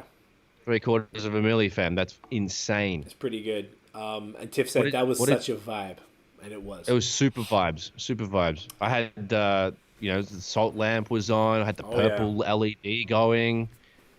Huge vibes. So that shit was just lit. Yeah, man. Yeah. And the interesting thing, Jill never played Golden. Did you notice that? True. There's a few songs she missed. There was like, I'd say 2. or what whatever. else? I couldn't think of any other ones because she played A Long Walk. All the ones that were hits. She played the other joint, Getting in the Way, like all the bigger joints from the first album, and Golden was from the second album. I think. And then there was like Crown Royal, a few other like deeper cuts that like Yeah, that was people cool. were That was fucking cool. with. But Badu played all the like. I saw people saying today on Twitter they thought Badu was going to like go deep, but she just went straight for the. She went straight for the big dogs. The big dogs. Yeah, which was dope. I So loved how played she everything. saved Tyrone for the end, and then it cut out, and then Jill played it for played it, her. yeah. And that was fire. That's love right there. Yeah, It was great. that was a good special move. one. Good move. I think this has been cool. It's been like probably the most creative thing that's come out of quarantine so far. People are stuck, well, safe at home as we say, not stuck at home. And you know, It gives you like something to look forward to for Yeah. a Saturday night kind of thing, you know. speaking of that, so the next Some people are one, bored. they are no totally. Yeah. We're busy as shit, but like, which is Yeah, that's true. But like some fortunate. people, like, I mean, fuck. Even the people that are all the essential workers, like Mad Love, also. Yes, It yes. gives them something to look forward to when they get a little break, if they get a break on those days, whatever. Like it gives some sort of normality. Yeah. I'm giving them the applause, love. just so you can't hear it. The applause. Thanks, mate. The applause. is Good. Yeah, no, it's good to just show the love. Hell yeah. Make sure everyone knows. And you're saying, speaking of something to look forward to, the next one this Saturday, which I'm not that excited about, is Nelly versus Yeah. Ludacris. I think it'll Still be. gonna watch, but I'll watch for sure. Now we have to do this stuff for the podcast, so actually, I don't mind. Kind of forces me to do more shit. it's gonna be good. Like I'm big. I like. I don't know. I guess I like Ludacris more than Nelly. It depends. I'm a big fan of Country Grammar, but anyway, Ludacris is coming up to 20 years in the game this year, so that's Nelly's pretty probably the sick. same. That's worthy of applause. And yeah, exactly right. Both of them 20-year-old vets, mate. That's Yeah. crazy. They Very cool. both dominated the early 2000s. Yes, they did. So that's going to be a good one. So then the real question for you and for anyone watching or listening is, who do you want to see do a battle? Oh, yeah. I've got a few It ones would be a here. good- yeah. So we did a live on Instagram, just a test run last week for the podcast, and a few people came up with some good ones. So one question we had would be, and I keep seeing on Twitter, who would go against Drake? Which is Jesus Christ. the only person I can think of is Wayne, because even though Wayne's been the around, talk. I was gonna say that was the thing that I saw on Instagram. That was only like viable. yeah, Excuse me, beer burps. The only viable verses for him because of all the platinum records, or whatever. But like, obviously Drake's gonna win because he's got those numbers and shit. But like, you don't really have to. You have to get multiple people against Drake to win. yeah, Drake is just a tough because one. of all of the awards. It's Yes. like, fuck, what are you gonna do, dude? He's gone too hard. Like who hasn't he got a song with as far as like a singer or a producer that, you know what I mean? Like, it's a good just- point. I don't know if he's that'd ever be worked silly. with Timberland or anything, has he? I Maybe. didn't even think that would have. Maybe. Maybe I can't think off the top of the dome. Maybe he probably wouldn't even do one. He doesn't even respond to certain battles. Yeah, I feel like it's kind of hard. The biggest producer one, though, people were saying is Kanye versus Pharrell, which I think is the only Ooh. fair one for those two. There's nobody else that has been around it. Because basically with this, look at the parameters. You got to be like, well, they have to have been around about the same amount of time, and they have to be about the same level, right? Because it's almost like offensive if you're making somebody who's up here go against someone who's significantly Also, less successful. other. Okay, word. Well, as far as like Neptune's, any co-producing group stuff, like, can you put those beats against Kanye? How do the rules work with that kind of shit? Like Yeah. Scott Storch and the Manny Fresh joint battle. Like Scott Storch has multiple co-producers with Dre. Yep. Manny Fresh is mainly solo. Yeah. Scott Storch. Scott was a fucking crushed keys him in that player on a lot of stuff, right? So he kind of He's got a- away with, yeah. like, I wrote this line. Oh, here we go. Oh, perfect. The actual person who did this, asked the best questions during the live, Rochelle, she says, I like Drake's music, but I feel like he's too new. I'm really liking the throwbacks. And I think that's a really good point.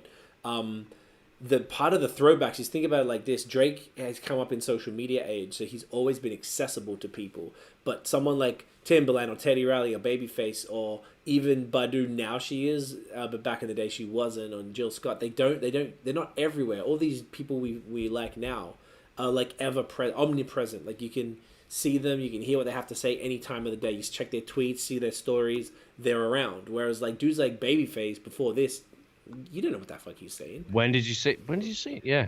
So it's like inherently not out more there. interesting. So I think that's a really good point. And so even though Kanye, when he does come out, you know he's coming out. But Pharrell doesn't really give many interviews. Kanye doesn't talk a lot. That would be a fascinating battle. The other ones For sure. This one, I don't know. I guess you could still. One of the ones I can't remember where this came from. Someone I didn't come up with this, but someone said Mobb Deep versus MOP. Who said that? That was from the last thing. It could have been Rochelle, but someone said that somewhere, and I wrote it down. I thought that's a good one because if you're going to do they're groups, both New York groups, yeah, about the same amount of time, both duos, both same place, yeah. So that could be pretty good. I've got these are all really not batched in good order here, but like Havoc versus Alchemist would be an interesting production battle. That'd be insane. I think Alchemist would take it because Alchemist has done more variety of stuff, if I'm not mistaken. Facts, yeah. Havoc is probably a bit more of a one-trick pony, but he's very good at that one trick. Now the other one, I think Theo, shouts to Thriz suggested posthumous one, Big L versus Big Pun. I thought that was a sick one. That would be insane. And it'd be cool to have like their family play it or something, like their partner or whatever, brother, sister, kid.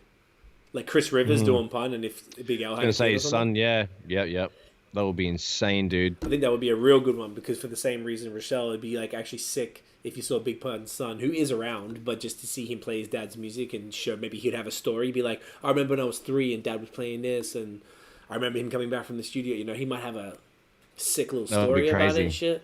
That would be crazy, yeah. I think that would be lit. What else do I have here? So the other one, and this is the thing that the ladies aren't getting enough attention. So some of the ones I have here on Rochelle's point, Usher, he's a real tough one. Sorry, I said ladies. Sorry, I meant R&B, and then the next 3 I've got ladies. So Usher was one of the main R&B. The fucking one we want now is Maxwell versus D'Angelo. That's what I want to see now. Oh, dude, that'd be... That's as crazy as the Jill and Erica joint. That would as crazy. Yeah, that's god level. Internet would be broken. That's crazy. I feel like it would be more broken for the exact reason Rochelle just said. Neither of those two. Maxwell's out here a little bit, but D'Angelo's a fucking hermit, man. Like you're gonna want to. Yeah, that's true. You know, that would just be a phenomenal one because you know, like we were saying earlier, Brown Sugar essentially started neo soul, arguably. So that would be very, very cool to see those two go up against each other. But Usher would be a good one to. We still even we mentioned this during the live, like the Instagram live, and we couldn't come up with somebody. Who could go against Usher. Mary J. Blige. Tiff says D'Angelo ain't giving anyone the luxury of his presence, and I think she's right. Yeah. Anyway, there you go. What about JT against Usher? Did I mention that to you off air at some point? Did I like throw that in the basket? Like, I think was he like did. Is he too far away as far as the start of the career of like what would you even? Yeah. Would you even do that? Because like when was NSYNC? When did NSYNC come out? 97, 98 probably. Yeah. And when did JT go solo? Like 2002 or some shit. When Usher's second album was 94. I don't know which is My Way, which is one of the best R&B albums of all time, and I don't know. That's fine. I don't know. I know he had one before that, which didn't do.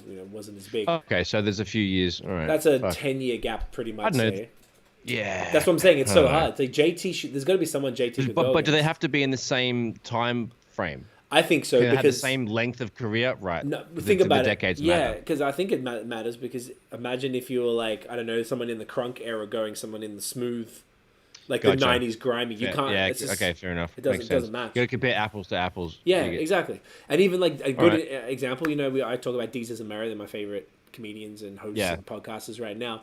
So Mero was saying French Montana was yapping his fucking gums, saying he has a better catalog than Kendrick Lamar. And Mero, come on, sunshine. He reckons hit for come hit. On, mate. He has had a bunch of hits, but I always say to Tiff, I can't stand French because he's a lazy motherfucker. He'll drop a single which is by him featuring like Chris Brown, Amigos, and blah blah blah, and he does 8 bars, and the whole rest of the song is somebody else, but it's his joint. I hate that. Like that's so fucking lazy. I can't stand that shit. Because if it was one song, that's all he's got. Cool. That's all he has. He's only got 8 bars, dude. And then everyone else, anyway, it's lazy to me. So, like, don't talk out the side of your neck like that, fam. But Mero was like, Neckers. He's from New York. He's like French any day. And I'm like, what? He's like, bro, I will die on this hill because he goes, it's a cultural thing. It's a regional thing. Like Kendrick, he goes, I don't listen to Kendrick. I don't want to listen to Kendrick. If French comes on, I'm like, yeah, because French does have other good music I've heard. So, no. So like, it's also, it has to be from a same sort of era. region, because you can't. That's why Manny Fresh versus Scott Schultz was a very poor matchup, because like poor choice. Yeah, regionally, they ate that up on like Ebro and that. Yeah, anyway. in the South, like no one's competing against Manny Fresh, but then Scott Storch was like a keys player. Is he really a producer though? I don't know personally if he did. He's a musical genius, and he just like got thrown into the studio with like dope people. I mean, the Roots, but he's just like a cool genius. But it definitely it's hard to pick those. Yeah, you're right. It's hard to pick those. So Rochelle says the youngins don't know about them. I think we were talking about Maxwell and D'Angelo. Mans don't know. They don't know. Mans but don't know. Maybe they will, because more people knew about Erica and Jill than I thought. I didn't think there would be nearly 1 million people in that one. But when there was 2 million in fucking 6ix9ine's live the day before, so don't even. Which is that a segue, dude? No, I'm not talking about. Before we talk about that little dinkle, I'm gonna go tinkle. Is that cool? Yeah, I'll keep reading. I got a couple comments. I'll keep yapping. All right, one sec, mate. No. Sorry. So Tiff says no one has a catalog as deep in the R&B or pop category as Usher, and I think that's a really, really good point. And Tiff said, she says JT versus Usher in the life. I will remind Brad shortly.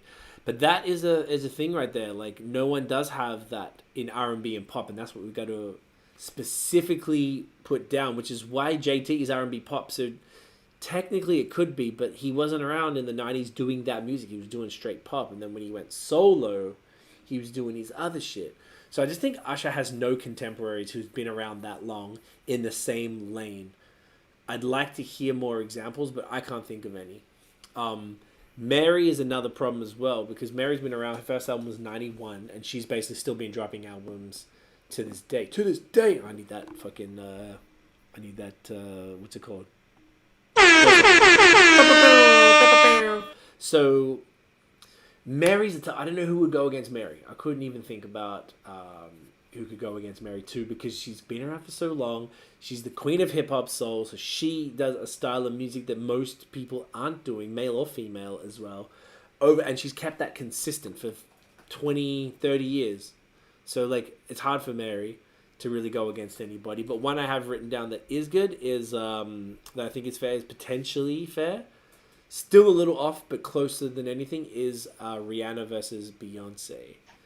Neither of them would grace us with their presence, but I think it could be a real good one. Just to catch you up there, Nosh. Yes, mate. Tiff says no one has a catalog as deep in the R&B or pop category as Usher, and she was the one who said JT versus Usher in the last live. Oh. So I was just saying that I don't think anyone can go against them. Usher doesn't have any contemporaries. I'd like to hear some suggestions, but I can't think of any. Mary J. Blige, I also can't think of anyone who could go against her. Jeez. And then the newest one, I was thinking Beyonce versus Rihanna. Can you talk about that? What, I take a piss? Go Tell for it. Beyonce versus Rihanna. Yeah. Jesus. All right, cool. What's your thoughts on that? I'd have to say Beyonce, I guess. She's got a larger catalog. I don't know a huge amount of Rihanna stuff unless I heard it. I don't know any names of shit. But it's definitely, that'd be sick, because that would break the internet for sure. That would get more than Tekashi's weak ass. So I think the Beehive would just sting everybody. That would be absolutely crazy. That'd be something to look forward to. So, what do you guys reckon? What do you guys reckon out there? Who's going to be the fire? I don't even know, really. Who else have we got on this list, mate?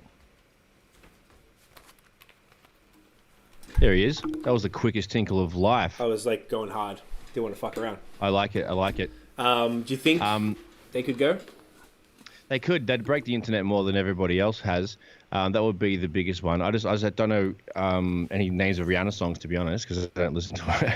No, because she's more in the pop side. I didn't go too well there while you were gone. No, it's okay. Yeah, right. But it was more just like, I think for the culture, I see like, I don't mind some. I only know him a bit more because Tiff likes Rihanna, so she played a lot of her stuff. I said in the last live, I wasn't a fan of Beyonce's pop era. I loved Destiny's Child, and I loved her last 2 albums. I think her last 2, Lemonade and the other one, were both sick. And was it self-titled? I can't remember. But then there was like 4 albums of like pop R&B that I didn't enjoy. But these last 2, I was like, all right, sick. It's back to kind of like there's some fire in her or whatever. So I feel like I don't think anyone is more worshipped than those 2 women in the game. Yeah, so I feel like they could be a good one. It'd be fun on coming back to sort of what Rochelle said. It would be fun to do a throwback and do Kim versus Foxy. That'd be good. Ooh. Kim versus Fox would be fun, actually. Imagine that one. There's a lot of artists that I'd like to see, like, you know, you'd like, but they wouldn't come out. Like Kendrick wouldn't come out. Jay-Z, Nas wouldn't come out. Like, you wouldn't get those big dogs like that. Jay and Nas would be. They're the only ones that I would kind of suggest is to want to see. But you get Nelly and Luda because they're not super mega billionaire. I mean, they're also fucking large artists. But like, I know there's a certain stature where certain dudes won't come out. Like, I don't think you wouldn't see a Jay and Nas one, would you? I don't reckon. I think you're right. I think they're going to be like, I don't know, Jay's a billionaire. Nas is probably close because of his venture capitalist stuff. So they're probably just like, yeah, I don't need to do any of this stuff. And I get it completely. Yeah, it would be sick for the culture. And I even saw, I don't know if you saw, did you watch the Teddy Riley and Babyface one? Of course I did. Yeah, it was hilarious. Did you see the Teddy Riley at the end when Dre FaceTimed him? I stayed and watched. Yeah, that was weird. So did you? Yeah, it was I very telling, weird. but talking stories. And they had that guy dancing in the background. Yes, so he brought that guy. They seemed to know him, and he brought the phone, and it had Dre on FaceTime, Dr. Dre, and he was like, "Oh yeah." It was just funny because it's almost like he didn't realize it was public, and he was like, "Yeah, it's cool, man. I like watching you do it, but yeah, it's not for me. No, it's not for me." It was almost like he kept saying how much it wasn't for him. It was fucking awkward as hell. It was very funny. And even Teddy Riley was grabbing it and then putting the phone up to the camera, to the live, the Instagram live, to show people that you're on air. That he was on air, but he still kept saying it. But then I saw Swiss and Timberland talking live, and they were just sort of like, "Man, we need to convince Dre to do it." I don't know who Dre would even go against, to be honest. Like, what are you gonna do? Like, he's Dre is in a league of his own. Oh, Puff. Sorry, it was Dre versus Puff. That's what it was. Right. That's a good one. That's a really good one. Oh, that's right, because it was on Fat Joe. Fat Joe was talking to Puff on IG Live, and then he dropped it. I remember I saw the clip for that. Yeah, what did he say? They just rang. That's like, yeah, we might have to make it happen, because like Puff kind of dropped it. He dropped the hint on Fat Joe's IG Live. I think that's the clip that I saw. Okay. And I was like, oh shit! I didn't watch it live. I didn't see that happen. But like I was like, oh fuck. Like I feel like so if that's actually happening, that'd be crazy, because they're the moguls. They're the big dogs.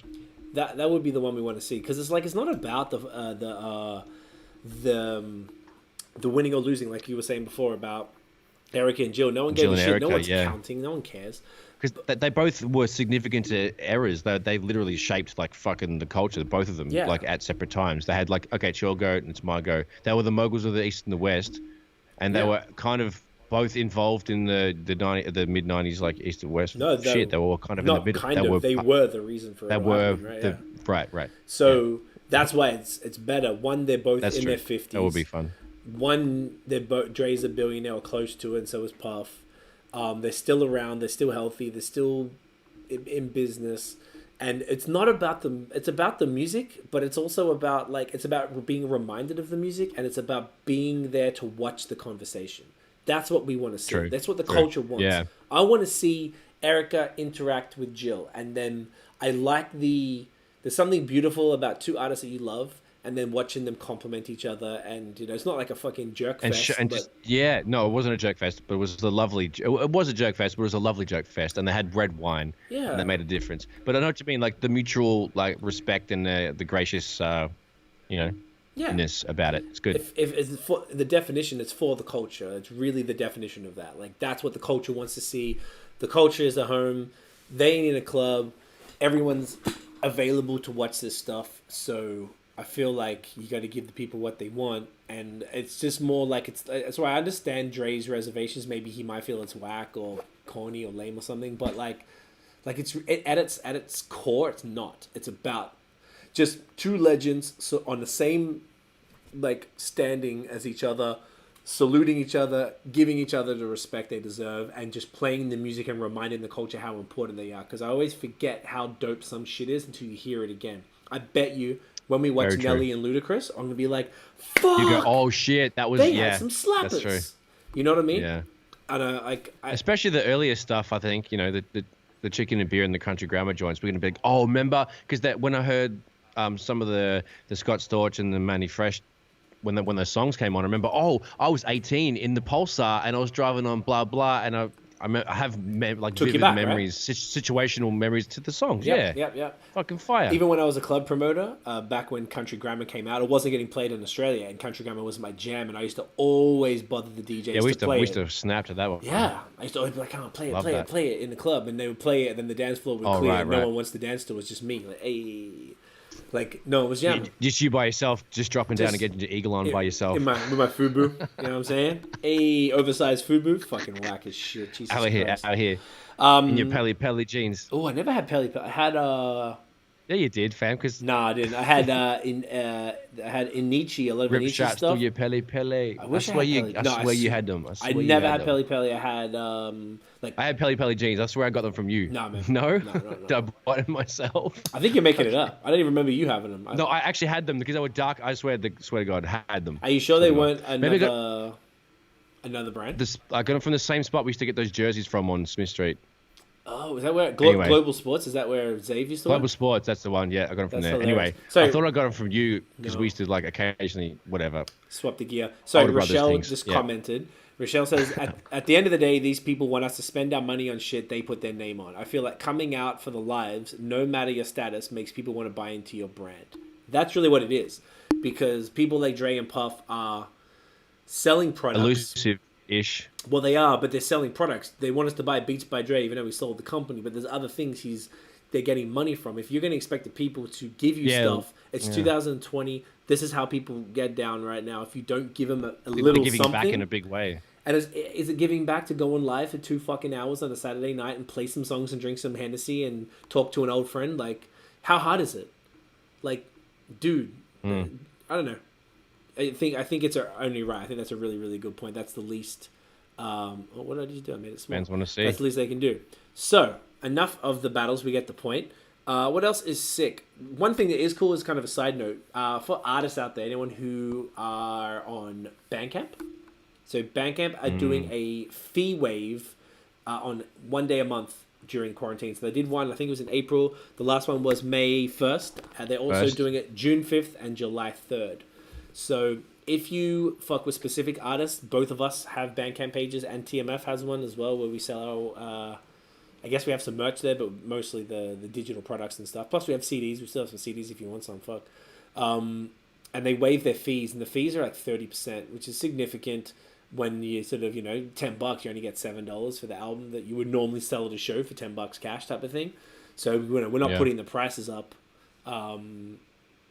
to allow for us to get the amount of money we want. I'm not, at least on any of our stuff. Plus, we also do a bundle thing where you get like 25% off the whole discography if you buy the whole joint, the whole bundle. So that's something I wanted to mention. Like, support artists. If you have artists that you love and they're on Bandcamp, why not pick those specific days and throw them a few coins? Because while it's not really affecting us, artists who perform a lot, they're not getting their go up, and this is one way you can help them out. You know what I'm saying? Every penny counts, mate. Every penny counts. Fucking does. So that was that. I have a whole bunch of stuff, but I think the main other thing to talk about on this specific episode would just be the new albums that either came out in the past couple weeks, or at least over this weekend just gone. This weekend I didn't take anything new in. What dropped this weekend? I checked out Kehlani's album. Oh shit! Oh, okay, I saw that. No, I didn't. Okay. What was it called again? Is it called For What It's Worth? Fuck. Definitely messed up there. No, it's actually really good. Let me check for that. Yeah, I seen a lot of the cover was fire. Yeah, it was or the back cover, whatever. I've seen that. That's all I really. It was actually like a no. It was good until it wasn't. My bad. Gotcha. Really good album. I quite enjoyed that one. I really like her voice. I didn't always like her music, but her voice is super sick. Her features on a hook are always dope.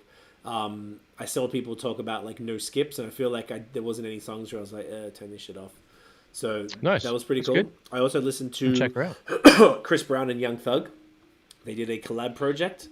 I like Chris Brown. Interesting. Not big on Young Thug. Break it down. Rochelle says fire. I'm assuming she's talking about Kehlani. Because of course. Yeah, because Kehlani is super, super good.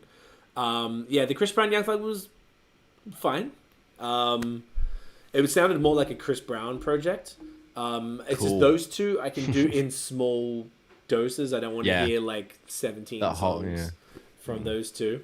It's like the Future and Drake shit. You don't hear Yeah, I can't. more than 2 songs of that, do you? No, not for me, mate. Not for me at all. Nah, yeah, nah. I thought they were cool. There's no point really going deep into them. I kind of feel like those two are outside of our typical audiences give a fuck radar. Yes. Other shit that was interesting. The most interesting thing that's come out in the last couple of weeks was Drake's project. Yeah, that was cool. That was pretty cool for a nice throwaway. I like the concept, at least, of...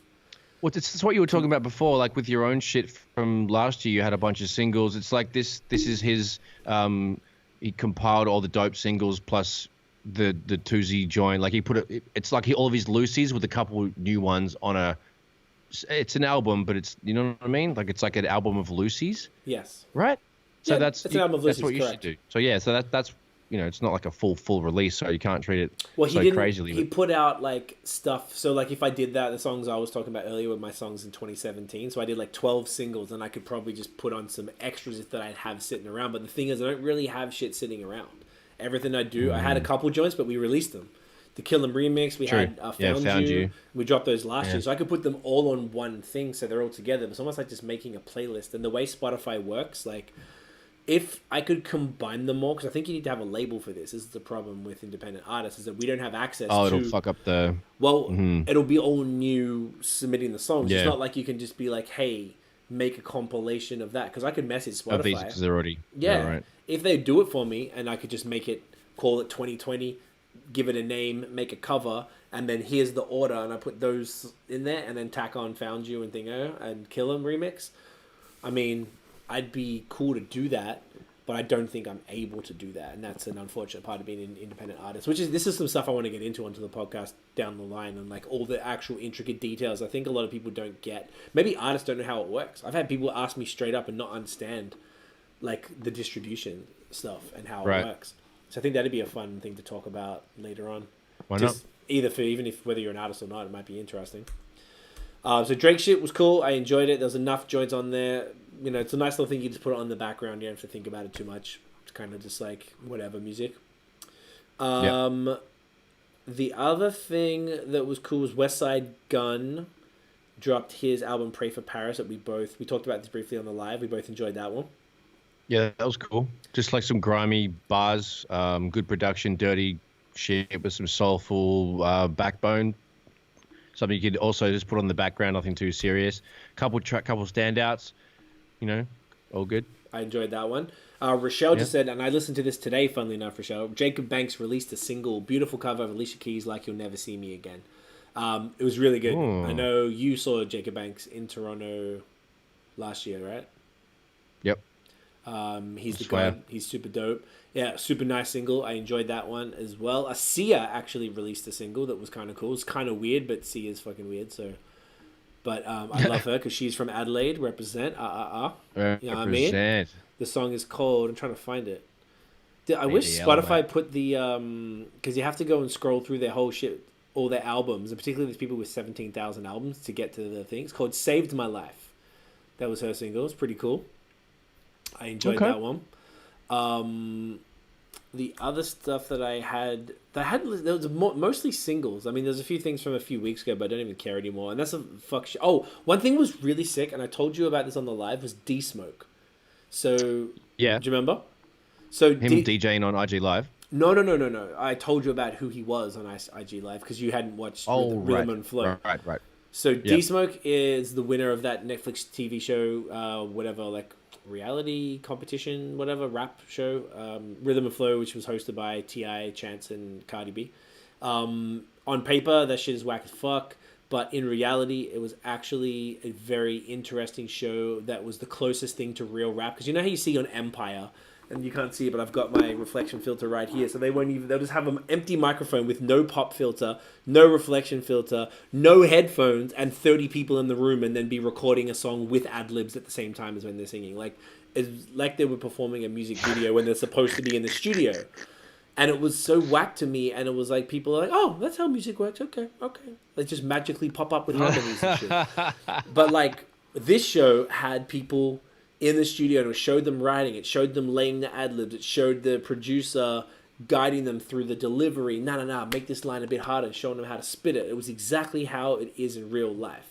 Like, it's no different to how you and I make music. And I'm like, yeah, so it gives this people is like a great. better perspective. It kind of like cuts away some of the shit that people might have, shitty perceptions they might have had about studio sessions from either, whack visuals from before or people talking shit. That's cool. I like that. Yeah.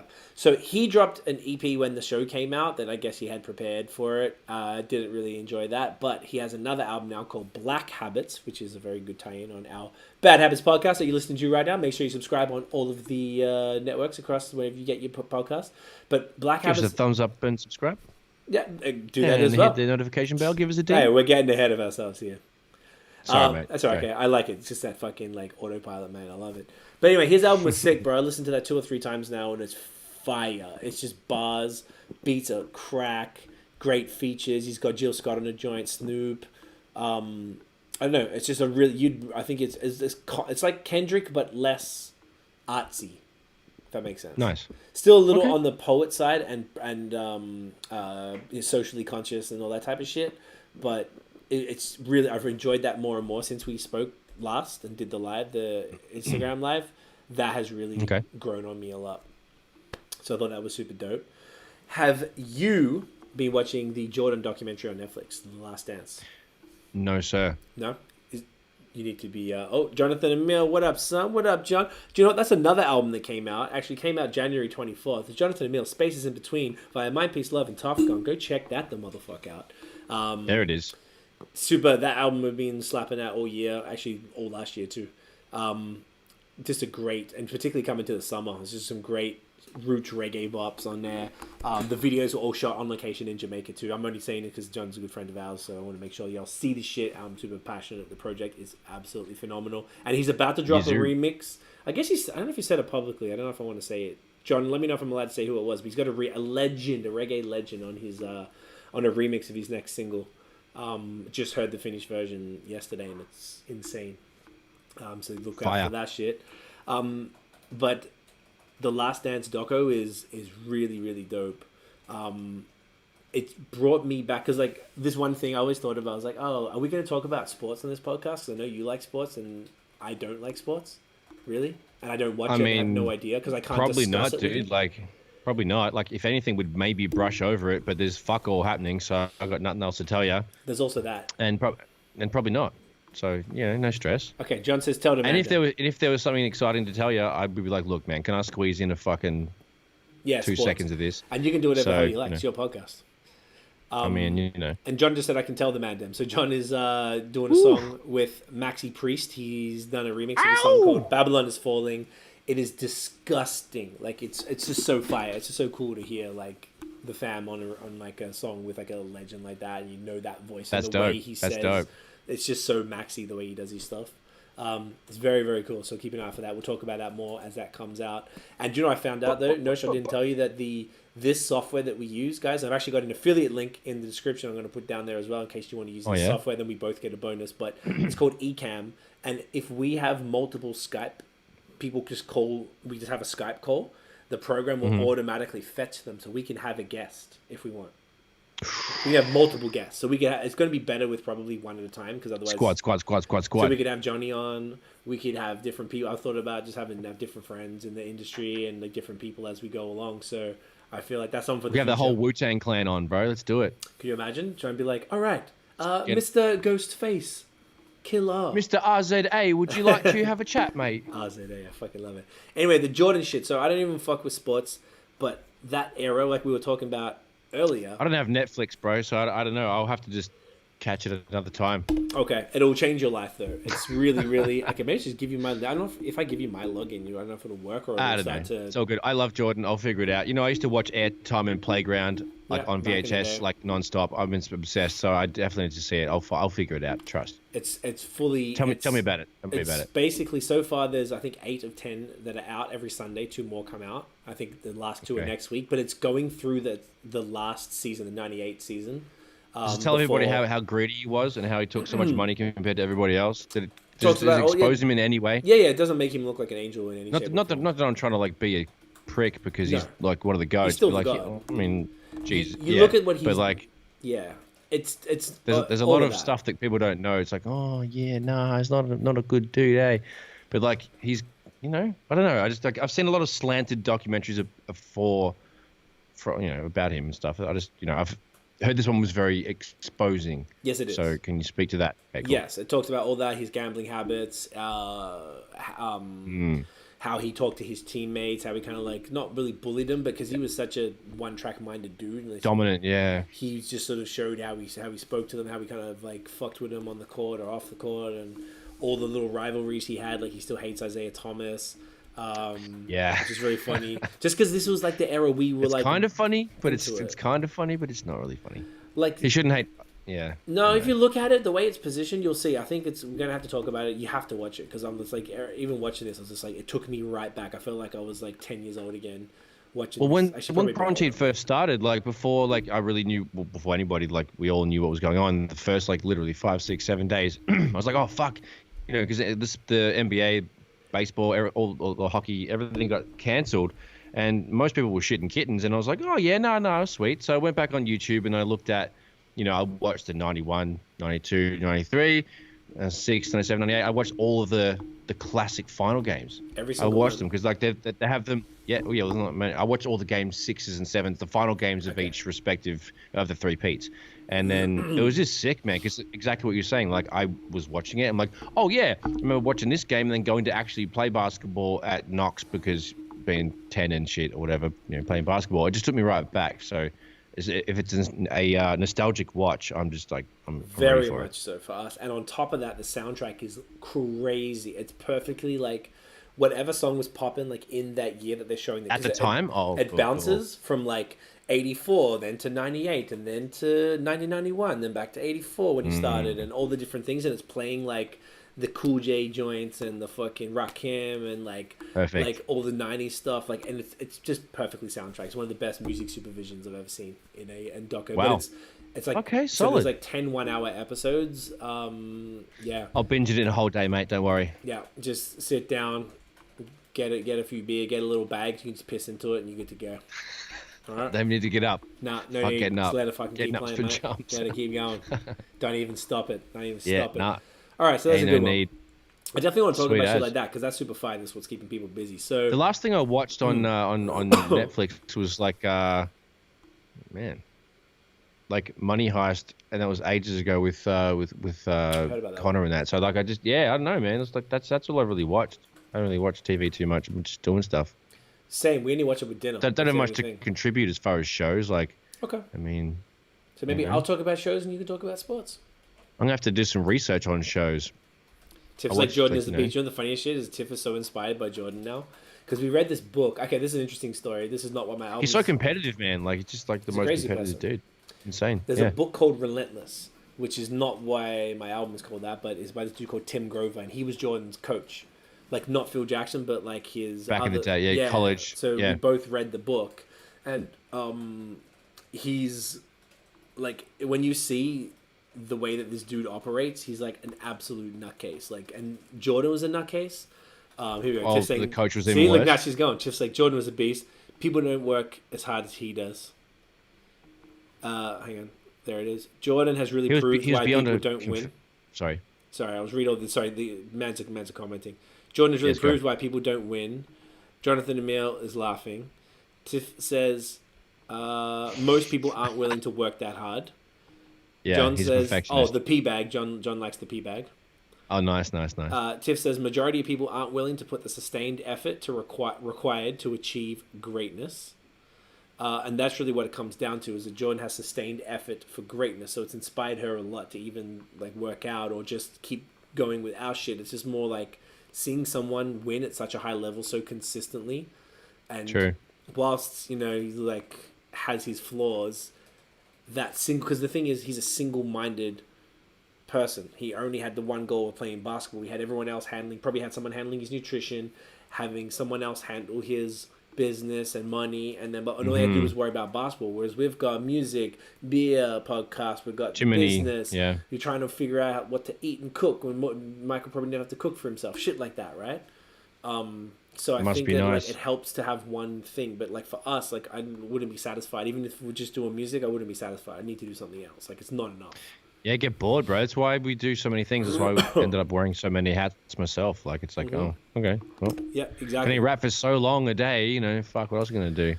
Yeah, I'll and take... music was like for me, and I'm sure for you too. Just it was just a head fuck. Like always trying to win with that and get ahead. There was just so many like disappointments constantly and frustrations. It's like I want to do something else, and we're winning faster with the beer stuff and with the business stuff.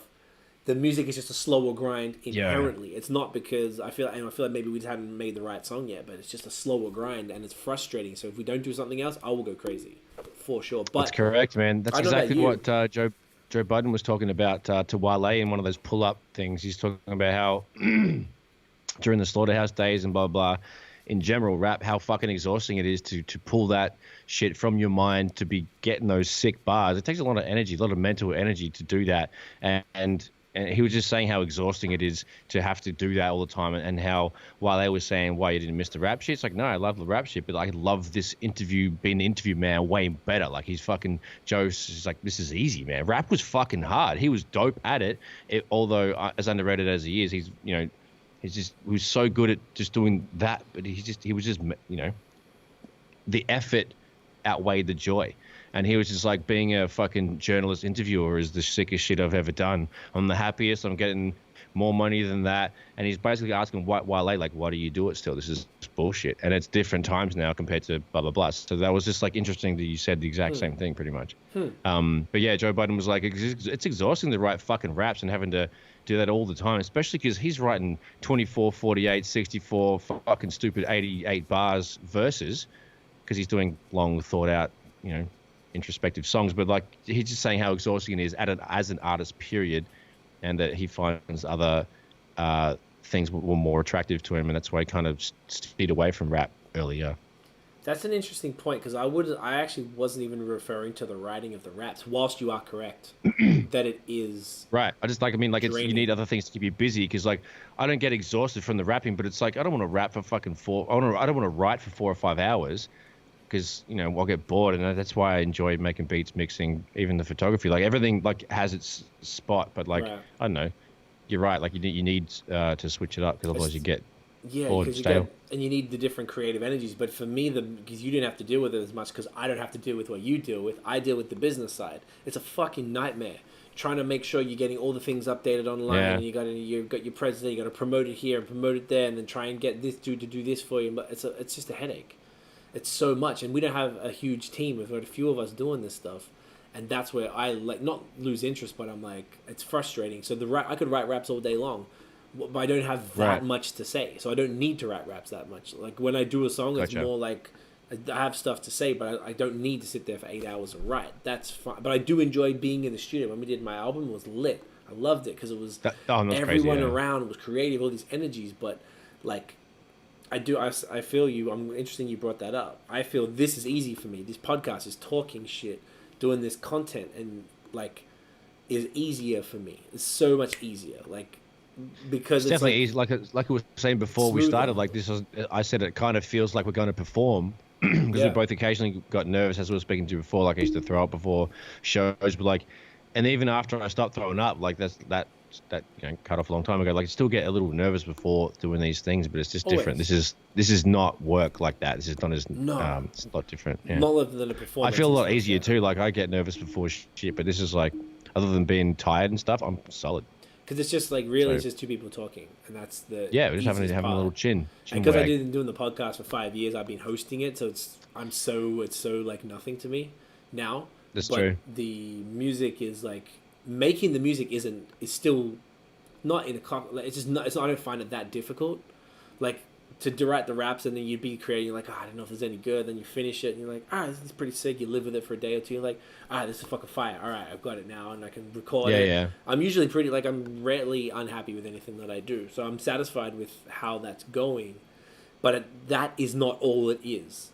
The music so much is more all the other shit. That is like 5% at best, if you're lucky. You're doing that for 5% of the time when you're independent. All the rest of the shit is what you're doing all the other time. And for us, doing this podcast, to be honest, this gets me, I don't know about you, because you're involved in it more than I am, because you're mixing and mastering and all that stuff and producing. for other artists, and you're interacting with other artists. I'm not doing that as much. I am, but not as much as you. And I have Yeah, a that gap. has its difficulties. Oh, and it does, because that's why exactly. So I don't It's also fuck with great. hardly anybody. I fuck with you and Clarity and a couple other people and John and like Smokewell was doing the project with. Like, there's not many dudes I proactively work with or people. Like Dave is amazing and things like that. But it's too much. I've been doing it for so long, and I love y'all, but rappers are a headache. And I'd rather just work with the close people that I've established and I know are fire, and we could just build something sick together, because everyone takes it serious. And you and I have put out energy, and I bet John could speak to this too, but we put out energy in so many people over the years who don't reciprocate that energy and just disappear from it. I'm like, man, I did all of this for you, and then you're not even like coming and all of a sudden through. you just fall off like, oh, I just don't like rap anymore. It's like, oh, I just wanted to be like exactly a stay at home, whatever. Yeah, it's So whack. People just flip. Yeah, man, I can't justify it. So doing this podcast, one, allows us to do more stuff for TMF, because that's always been hard for me to balance that with everything else, and gets us talking about that. And I feel like it lets people get to know more about us as artists as well, because people hearing all of this and hearing us talk, just like I feel like whilst I still never loved Joe Budden's music, I respect him, but now I feel like I know more about the guy. If I hear his stuff again, I'll be like, I get you more now because I've heard your podcast. Yeah, because like I obviously like loved him as an MC, but then like I didn't see any of that.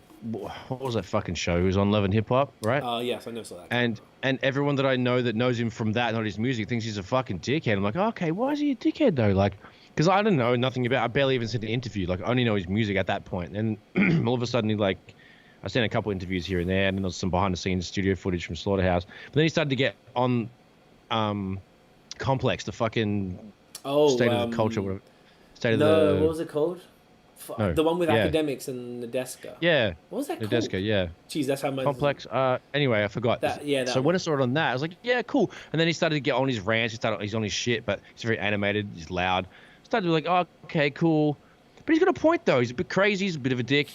Got a point though. And then it gets, and then it all, just like evolved along. I'm like, oh, okay. So and then I saw clips of that Love and Hip Hop. She was like, fuck, man, he's a bit of a dick, eh? Like, yeah. I know I really liked him as an artist first, and then I kind of got around to it. Now he's kind of evolved past that shit, and now he's doing the revolt stuff, and he's kind of cleaned his image up. He's wearing the feathered fedoras, and he's keeping it 1000 with the clothes and everything. So he's really grown up, and I was like, oh, he's got out of his fuck shit, and he's promoting like. He's teaching young people about the industry and the loopholes and the things to watch out for. He's talking to other people about stuff and his positivity and love. Like, he's really switched it around, man. Because people used to bag on him, like, oh, is he really a dick though? And so I don't know. I just find that it's kind of leveled out now because his personality's kind of come around and people don't think he's as much of a dick as before. So that's cool for me because I fucking love him as an MC, and I just found out he was a dick, and I was like, oh, fuck, I don't want that to be the case. And he kind of came around, so do you not think he's a dick now? I don't think he's a dick now, no. I always just was curious because I didn't know much about it. I was just hearing what people were saying, oh, he's a fucking whatever. I'm like, oh, okay, Jen, why? But then he has also got some dramas and whatever. But anyway. Okay. What do you think of, just a quick note on that, the other MC who's done well in media is Noriega on Drink Champs. Have you heard Drink Champs? A lot, yeah. It's a rowdy show to watch. There's a lot going on. It's a loud show. One word I can say, like audio-wise, noise gate. Yeah. Anyway, so it's cool. It's like that's Noriega very needs an engineer. Give out IllNote Studios a shout. Well, they've got a whole team, dude. Like, it's just why does it still sound shit? I don't know, man. I don't know. So Noriega, for me though, as an interviewer, he's so drunk and he misses the money questions. Just like me as a co-host. Like, what am I doing? No, you're doing great, and I feel like I'm just joking. I know you are. Yeah, but he definitely gets slurry. Like he smokes and drinks the whole time, which is kind of what I'm doing. But as a host, I mean, he gets trashed. You sip a beer and just smoke a casual joint, he gets fucking obliterated, and he's like because he's drinking like spirits. Exactly, they're doing shots, and he keeps coming back, and it just sounds like drunk friends having a D&M type of thing, like deep and meaningful conversations. There's been a couple of good people don't know that stuff, especially North Americans. D&M, not the podcast, Deep and Meaningful. But like the good episode, the only good one I saw where he's kind of coherent was the one where Lil Wayne was on there. That wasn't too bad. That were kind of it wasn't too bad. But usually Nori's all over the place. Yes, and it's frustrating because I've been an interviewer as long as I've been a rapper, almost as long.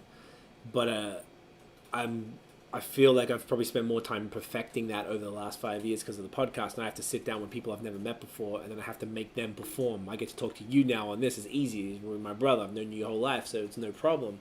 And I know the subject matter. In beer, I know it too, but I've got to talk. I mean, sometimes we're traveling. I mean, in some random city in America, and I've got to talk to some dude who I hooked up with over email. Then now they're going to take us around the brewery, got to show them what we're doing, explain to them, make them feel casual, make them laugh a little bit because some of them get nervous.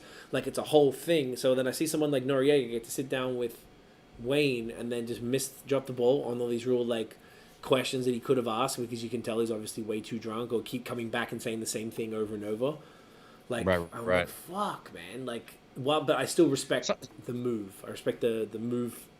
I guess it's lateral to a degree, but just, you know, moving from that artist track into the media side. I like it, and that's what inspired me, to be honest. Those two guys inspired me to want to do this in the first place, so that you and I could sort of express. We have a lot of opinions on hip hop and music and culture and stuff, and I feel like it would help people understand. Whilst we're like technically still up and coming artists, we've done it for a long time, but we're still up and coming. So I feel like it gives people more of an insight into our approach to it, and maybe it will make people like our music more or understand where we're coming from, or, you know, that's kind of a side effect of doing this. But this I wanted to do organically in and of itself. It's just the bonus for us is that maybe people will check out the other shit too. You know what I mean? Hopefully, man. Shit. So we literally just hit the 2 hour mark. Not bad. 2 hours? Okay, that's not bad. That's all right. I feel like they won't all be this long unless we get on a topic that we were around. But this was like over an hour just about our story. So going forward, guys, it probably won't be this lengthy. I don't know what we didn't really want to put like a time limit on it because I don't love that because I don't know. This is the internet. Sometimes you just, get in the groove and just got to ride it. So, you can just leave this shit on in the background. That's why we put it on YouTube. We want to make sure we could put it on YouTube. So that people could just leave it on, like we put on the full whatever, Joe Rogan, Joe Budden, whatever in the background, just listen to people talk while you're doing other things, So that's kind of the point here. So it's been the first episode of the Bad Habits podcast. Guys, thank you for tuning in. Appreciate y'all. Notion, where can they find you online? It's at Notion Baby on all the platforms out there. Yep. So if it's a / then / it, Notion Baby everywhere. And what about the IllNote Studios stuff? So IllNote Studios on Instagram and Facebook. It's IllNote Studios, ILLNOTE Studios, all together, mate. And so .com. Get around Don't it. forget the .com. IllNoteStudios.com. Yep, true. And if you guys need update the old website, production, photography, mixing or mastering, any type of audio engineering, go to IllNoteStudios.com. Hit him up from there, from the contact form, or shoot him a DM on either social, and Notion will get that. You've been mixing for a bunch of clients all around the world because everything is online these days, so you can work with anybody. Exactly. Yep. Y'all can check me out at CWFOR on Twitter and fucking Instagram. I forgot. And my Facebook is CWTMF because I took C4 for my personal page, like an idiot, so I couldn't make it all consistent. That still bothers me. But for it's okay, mate. I know, right? It's okay. It's just the social media nerd, manager in me wants it to be, just be able to say it. Ugh, it pisses me off. The Movement Fam is at the Movement Fam everywhere, with the exception once again of YouTube because I got the account in 2008 and they wouldn't let me put so it's just Movement Fam, and I don't know why because the Movement Fam is not taken. So I don't understand that. So make sure you check us out, subscribe, and shoot us a like on YouTube as well. Hit the notification bell so you know when we drop these. Episodes. We'll be aiming to go live at least until things change, and even when they do, we'll see. But basically right now we're going to be going live every Monday at 8 p.m. Eastern time, and basically after this we'll want to fix the audio. We're going to drop the audio on the Tuesday and make sure it's ready to go for tomorrow. So guys, thank you for tuning in. Appreciate y'all. We'll be back next week, and make sure you check out the podcast. I actually don't have any links for anything because there is no podcasts yet, so I guess if you're listening to the audio, you probably already found this shit, but I'm going to put everything in the description once I have all the stuff. I'll probably fix it tomorrow because the YouTube video is out right now. I'll fix it so it's all there. So I'm going to play us out with our theme song, and then if you're watching, we're going to go into our music video after this at the end, so you can just stay and keep watching that shit. So guys, once again, thanks for tuning in. Nosh, you're the man. Appreciate you. Thanks so much. We'll see you on the next one. Good times. Peace. All right. Peace. A.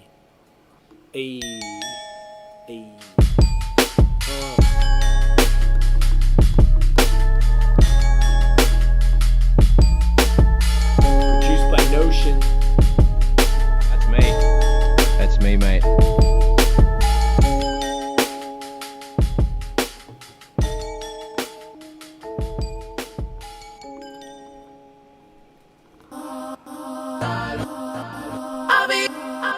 Hey,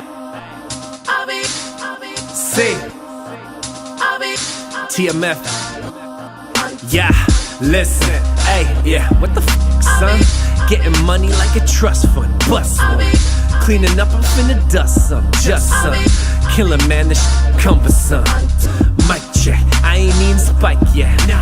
Rapping till my pipes quit. Going hard until the whole crew up on the flight deck. Finna get a signed check for all the time spent. Count 'em up, chatting, getting louder, cuz, ayy. Racking up the dubs, a kid about a buzz, ayy. Never give 'em, selling out ain't us, trust. Never giving up, nobody real as us. 1, 2, I'ma be that who trump you. Hella underrated with a grudge too. Hella motivated with a stump view. Come through, getting hella love, dude. Jordan's in the jumpsuit. Kill 'em. Ayy. Kill 'em. Listen. Ayy, yeah, the day I lost my father, things forever changing. Devastated, all my wins will be forever tainted. Trying to play it cool, but really I ain't seeing straight. Doing everything to make him really proud I made it. Paid the universal tax, so this is it. Trying to show my mama that her oldest son is trying to show my brother we the coldest with the gift. Trying to show my wifey we the mode they wanna live. Listen, ayy, control freak, but it's all moves. In the brew pub booth or the boardroom. Trusting every instinct like a law dude. Looking down on all you peasants like a tall dude. Top shelf rap, caviar, Spotify. Dropping knowledge over beats like we in poli-sci. Nowadays, most of y'all don't even qualify. Killing rappers, y'all should probably die. Lord. Uh-oh, better call for backup with no steps in. I put a stinger out on him, no question. I'm gonna clear the floor, no weapon. Me off enough and turn into an X-Man. X your next plans. 3-4, it's notes with that C4. What you think I brought C for? We not the street, y'all. Since we lost my father, I built up my armor to continue on with a new mask like real monsters do. I f***ed with you, 3-4, f***s more of everything that life can bring, and yeah, I'm gonna get it all. Before I wipe a tear, say a prayer, kiss my dear. Before I put this trigger on this rap career, I'ma kill them all. Is the attitude of moving forward. Attract the that I ain't moving toward. Together we gon' rule it all. I got the food and they hungry, that's why they coming for me. I eat your breakfast, you ain't gotta love me. I kill 'em.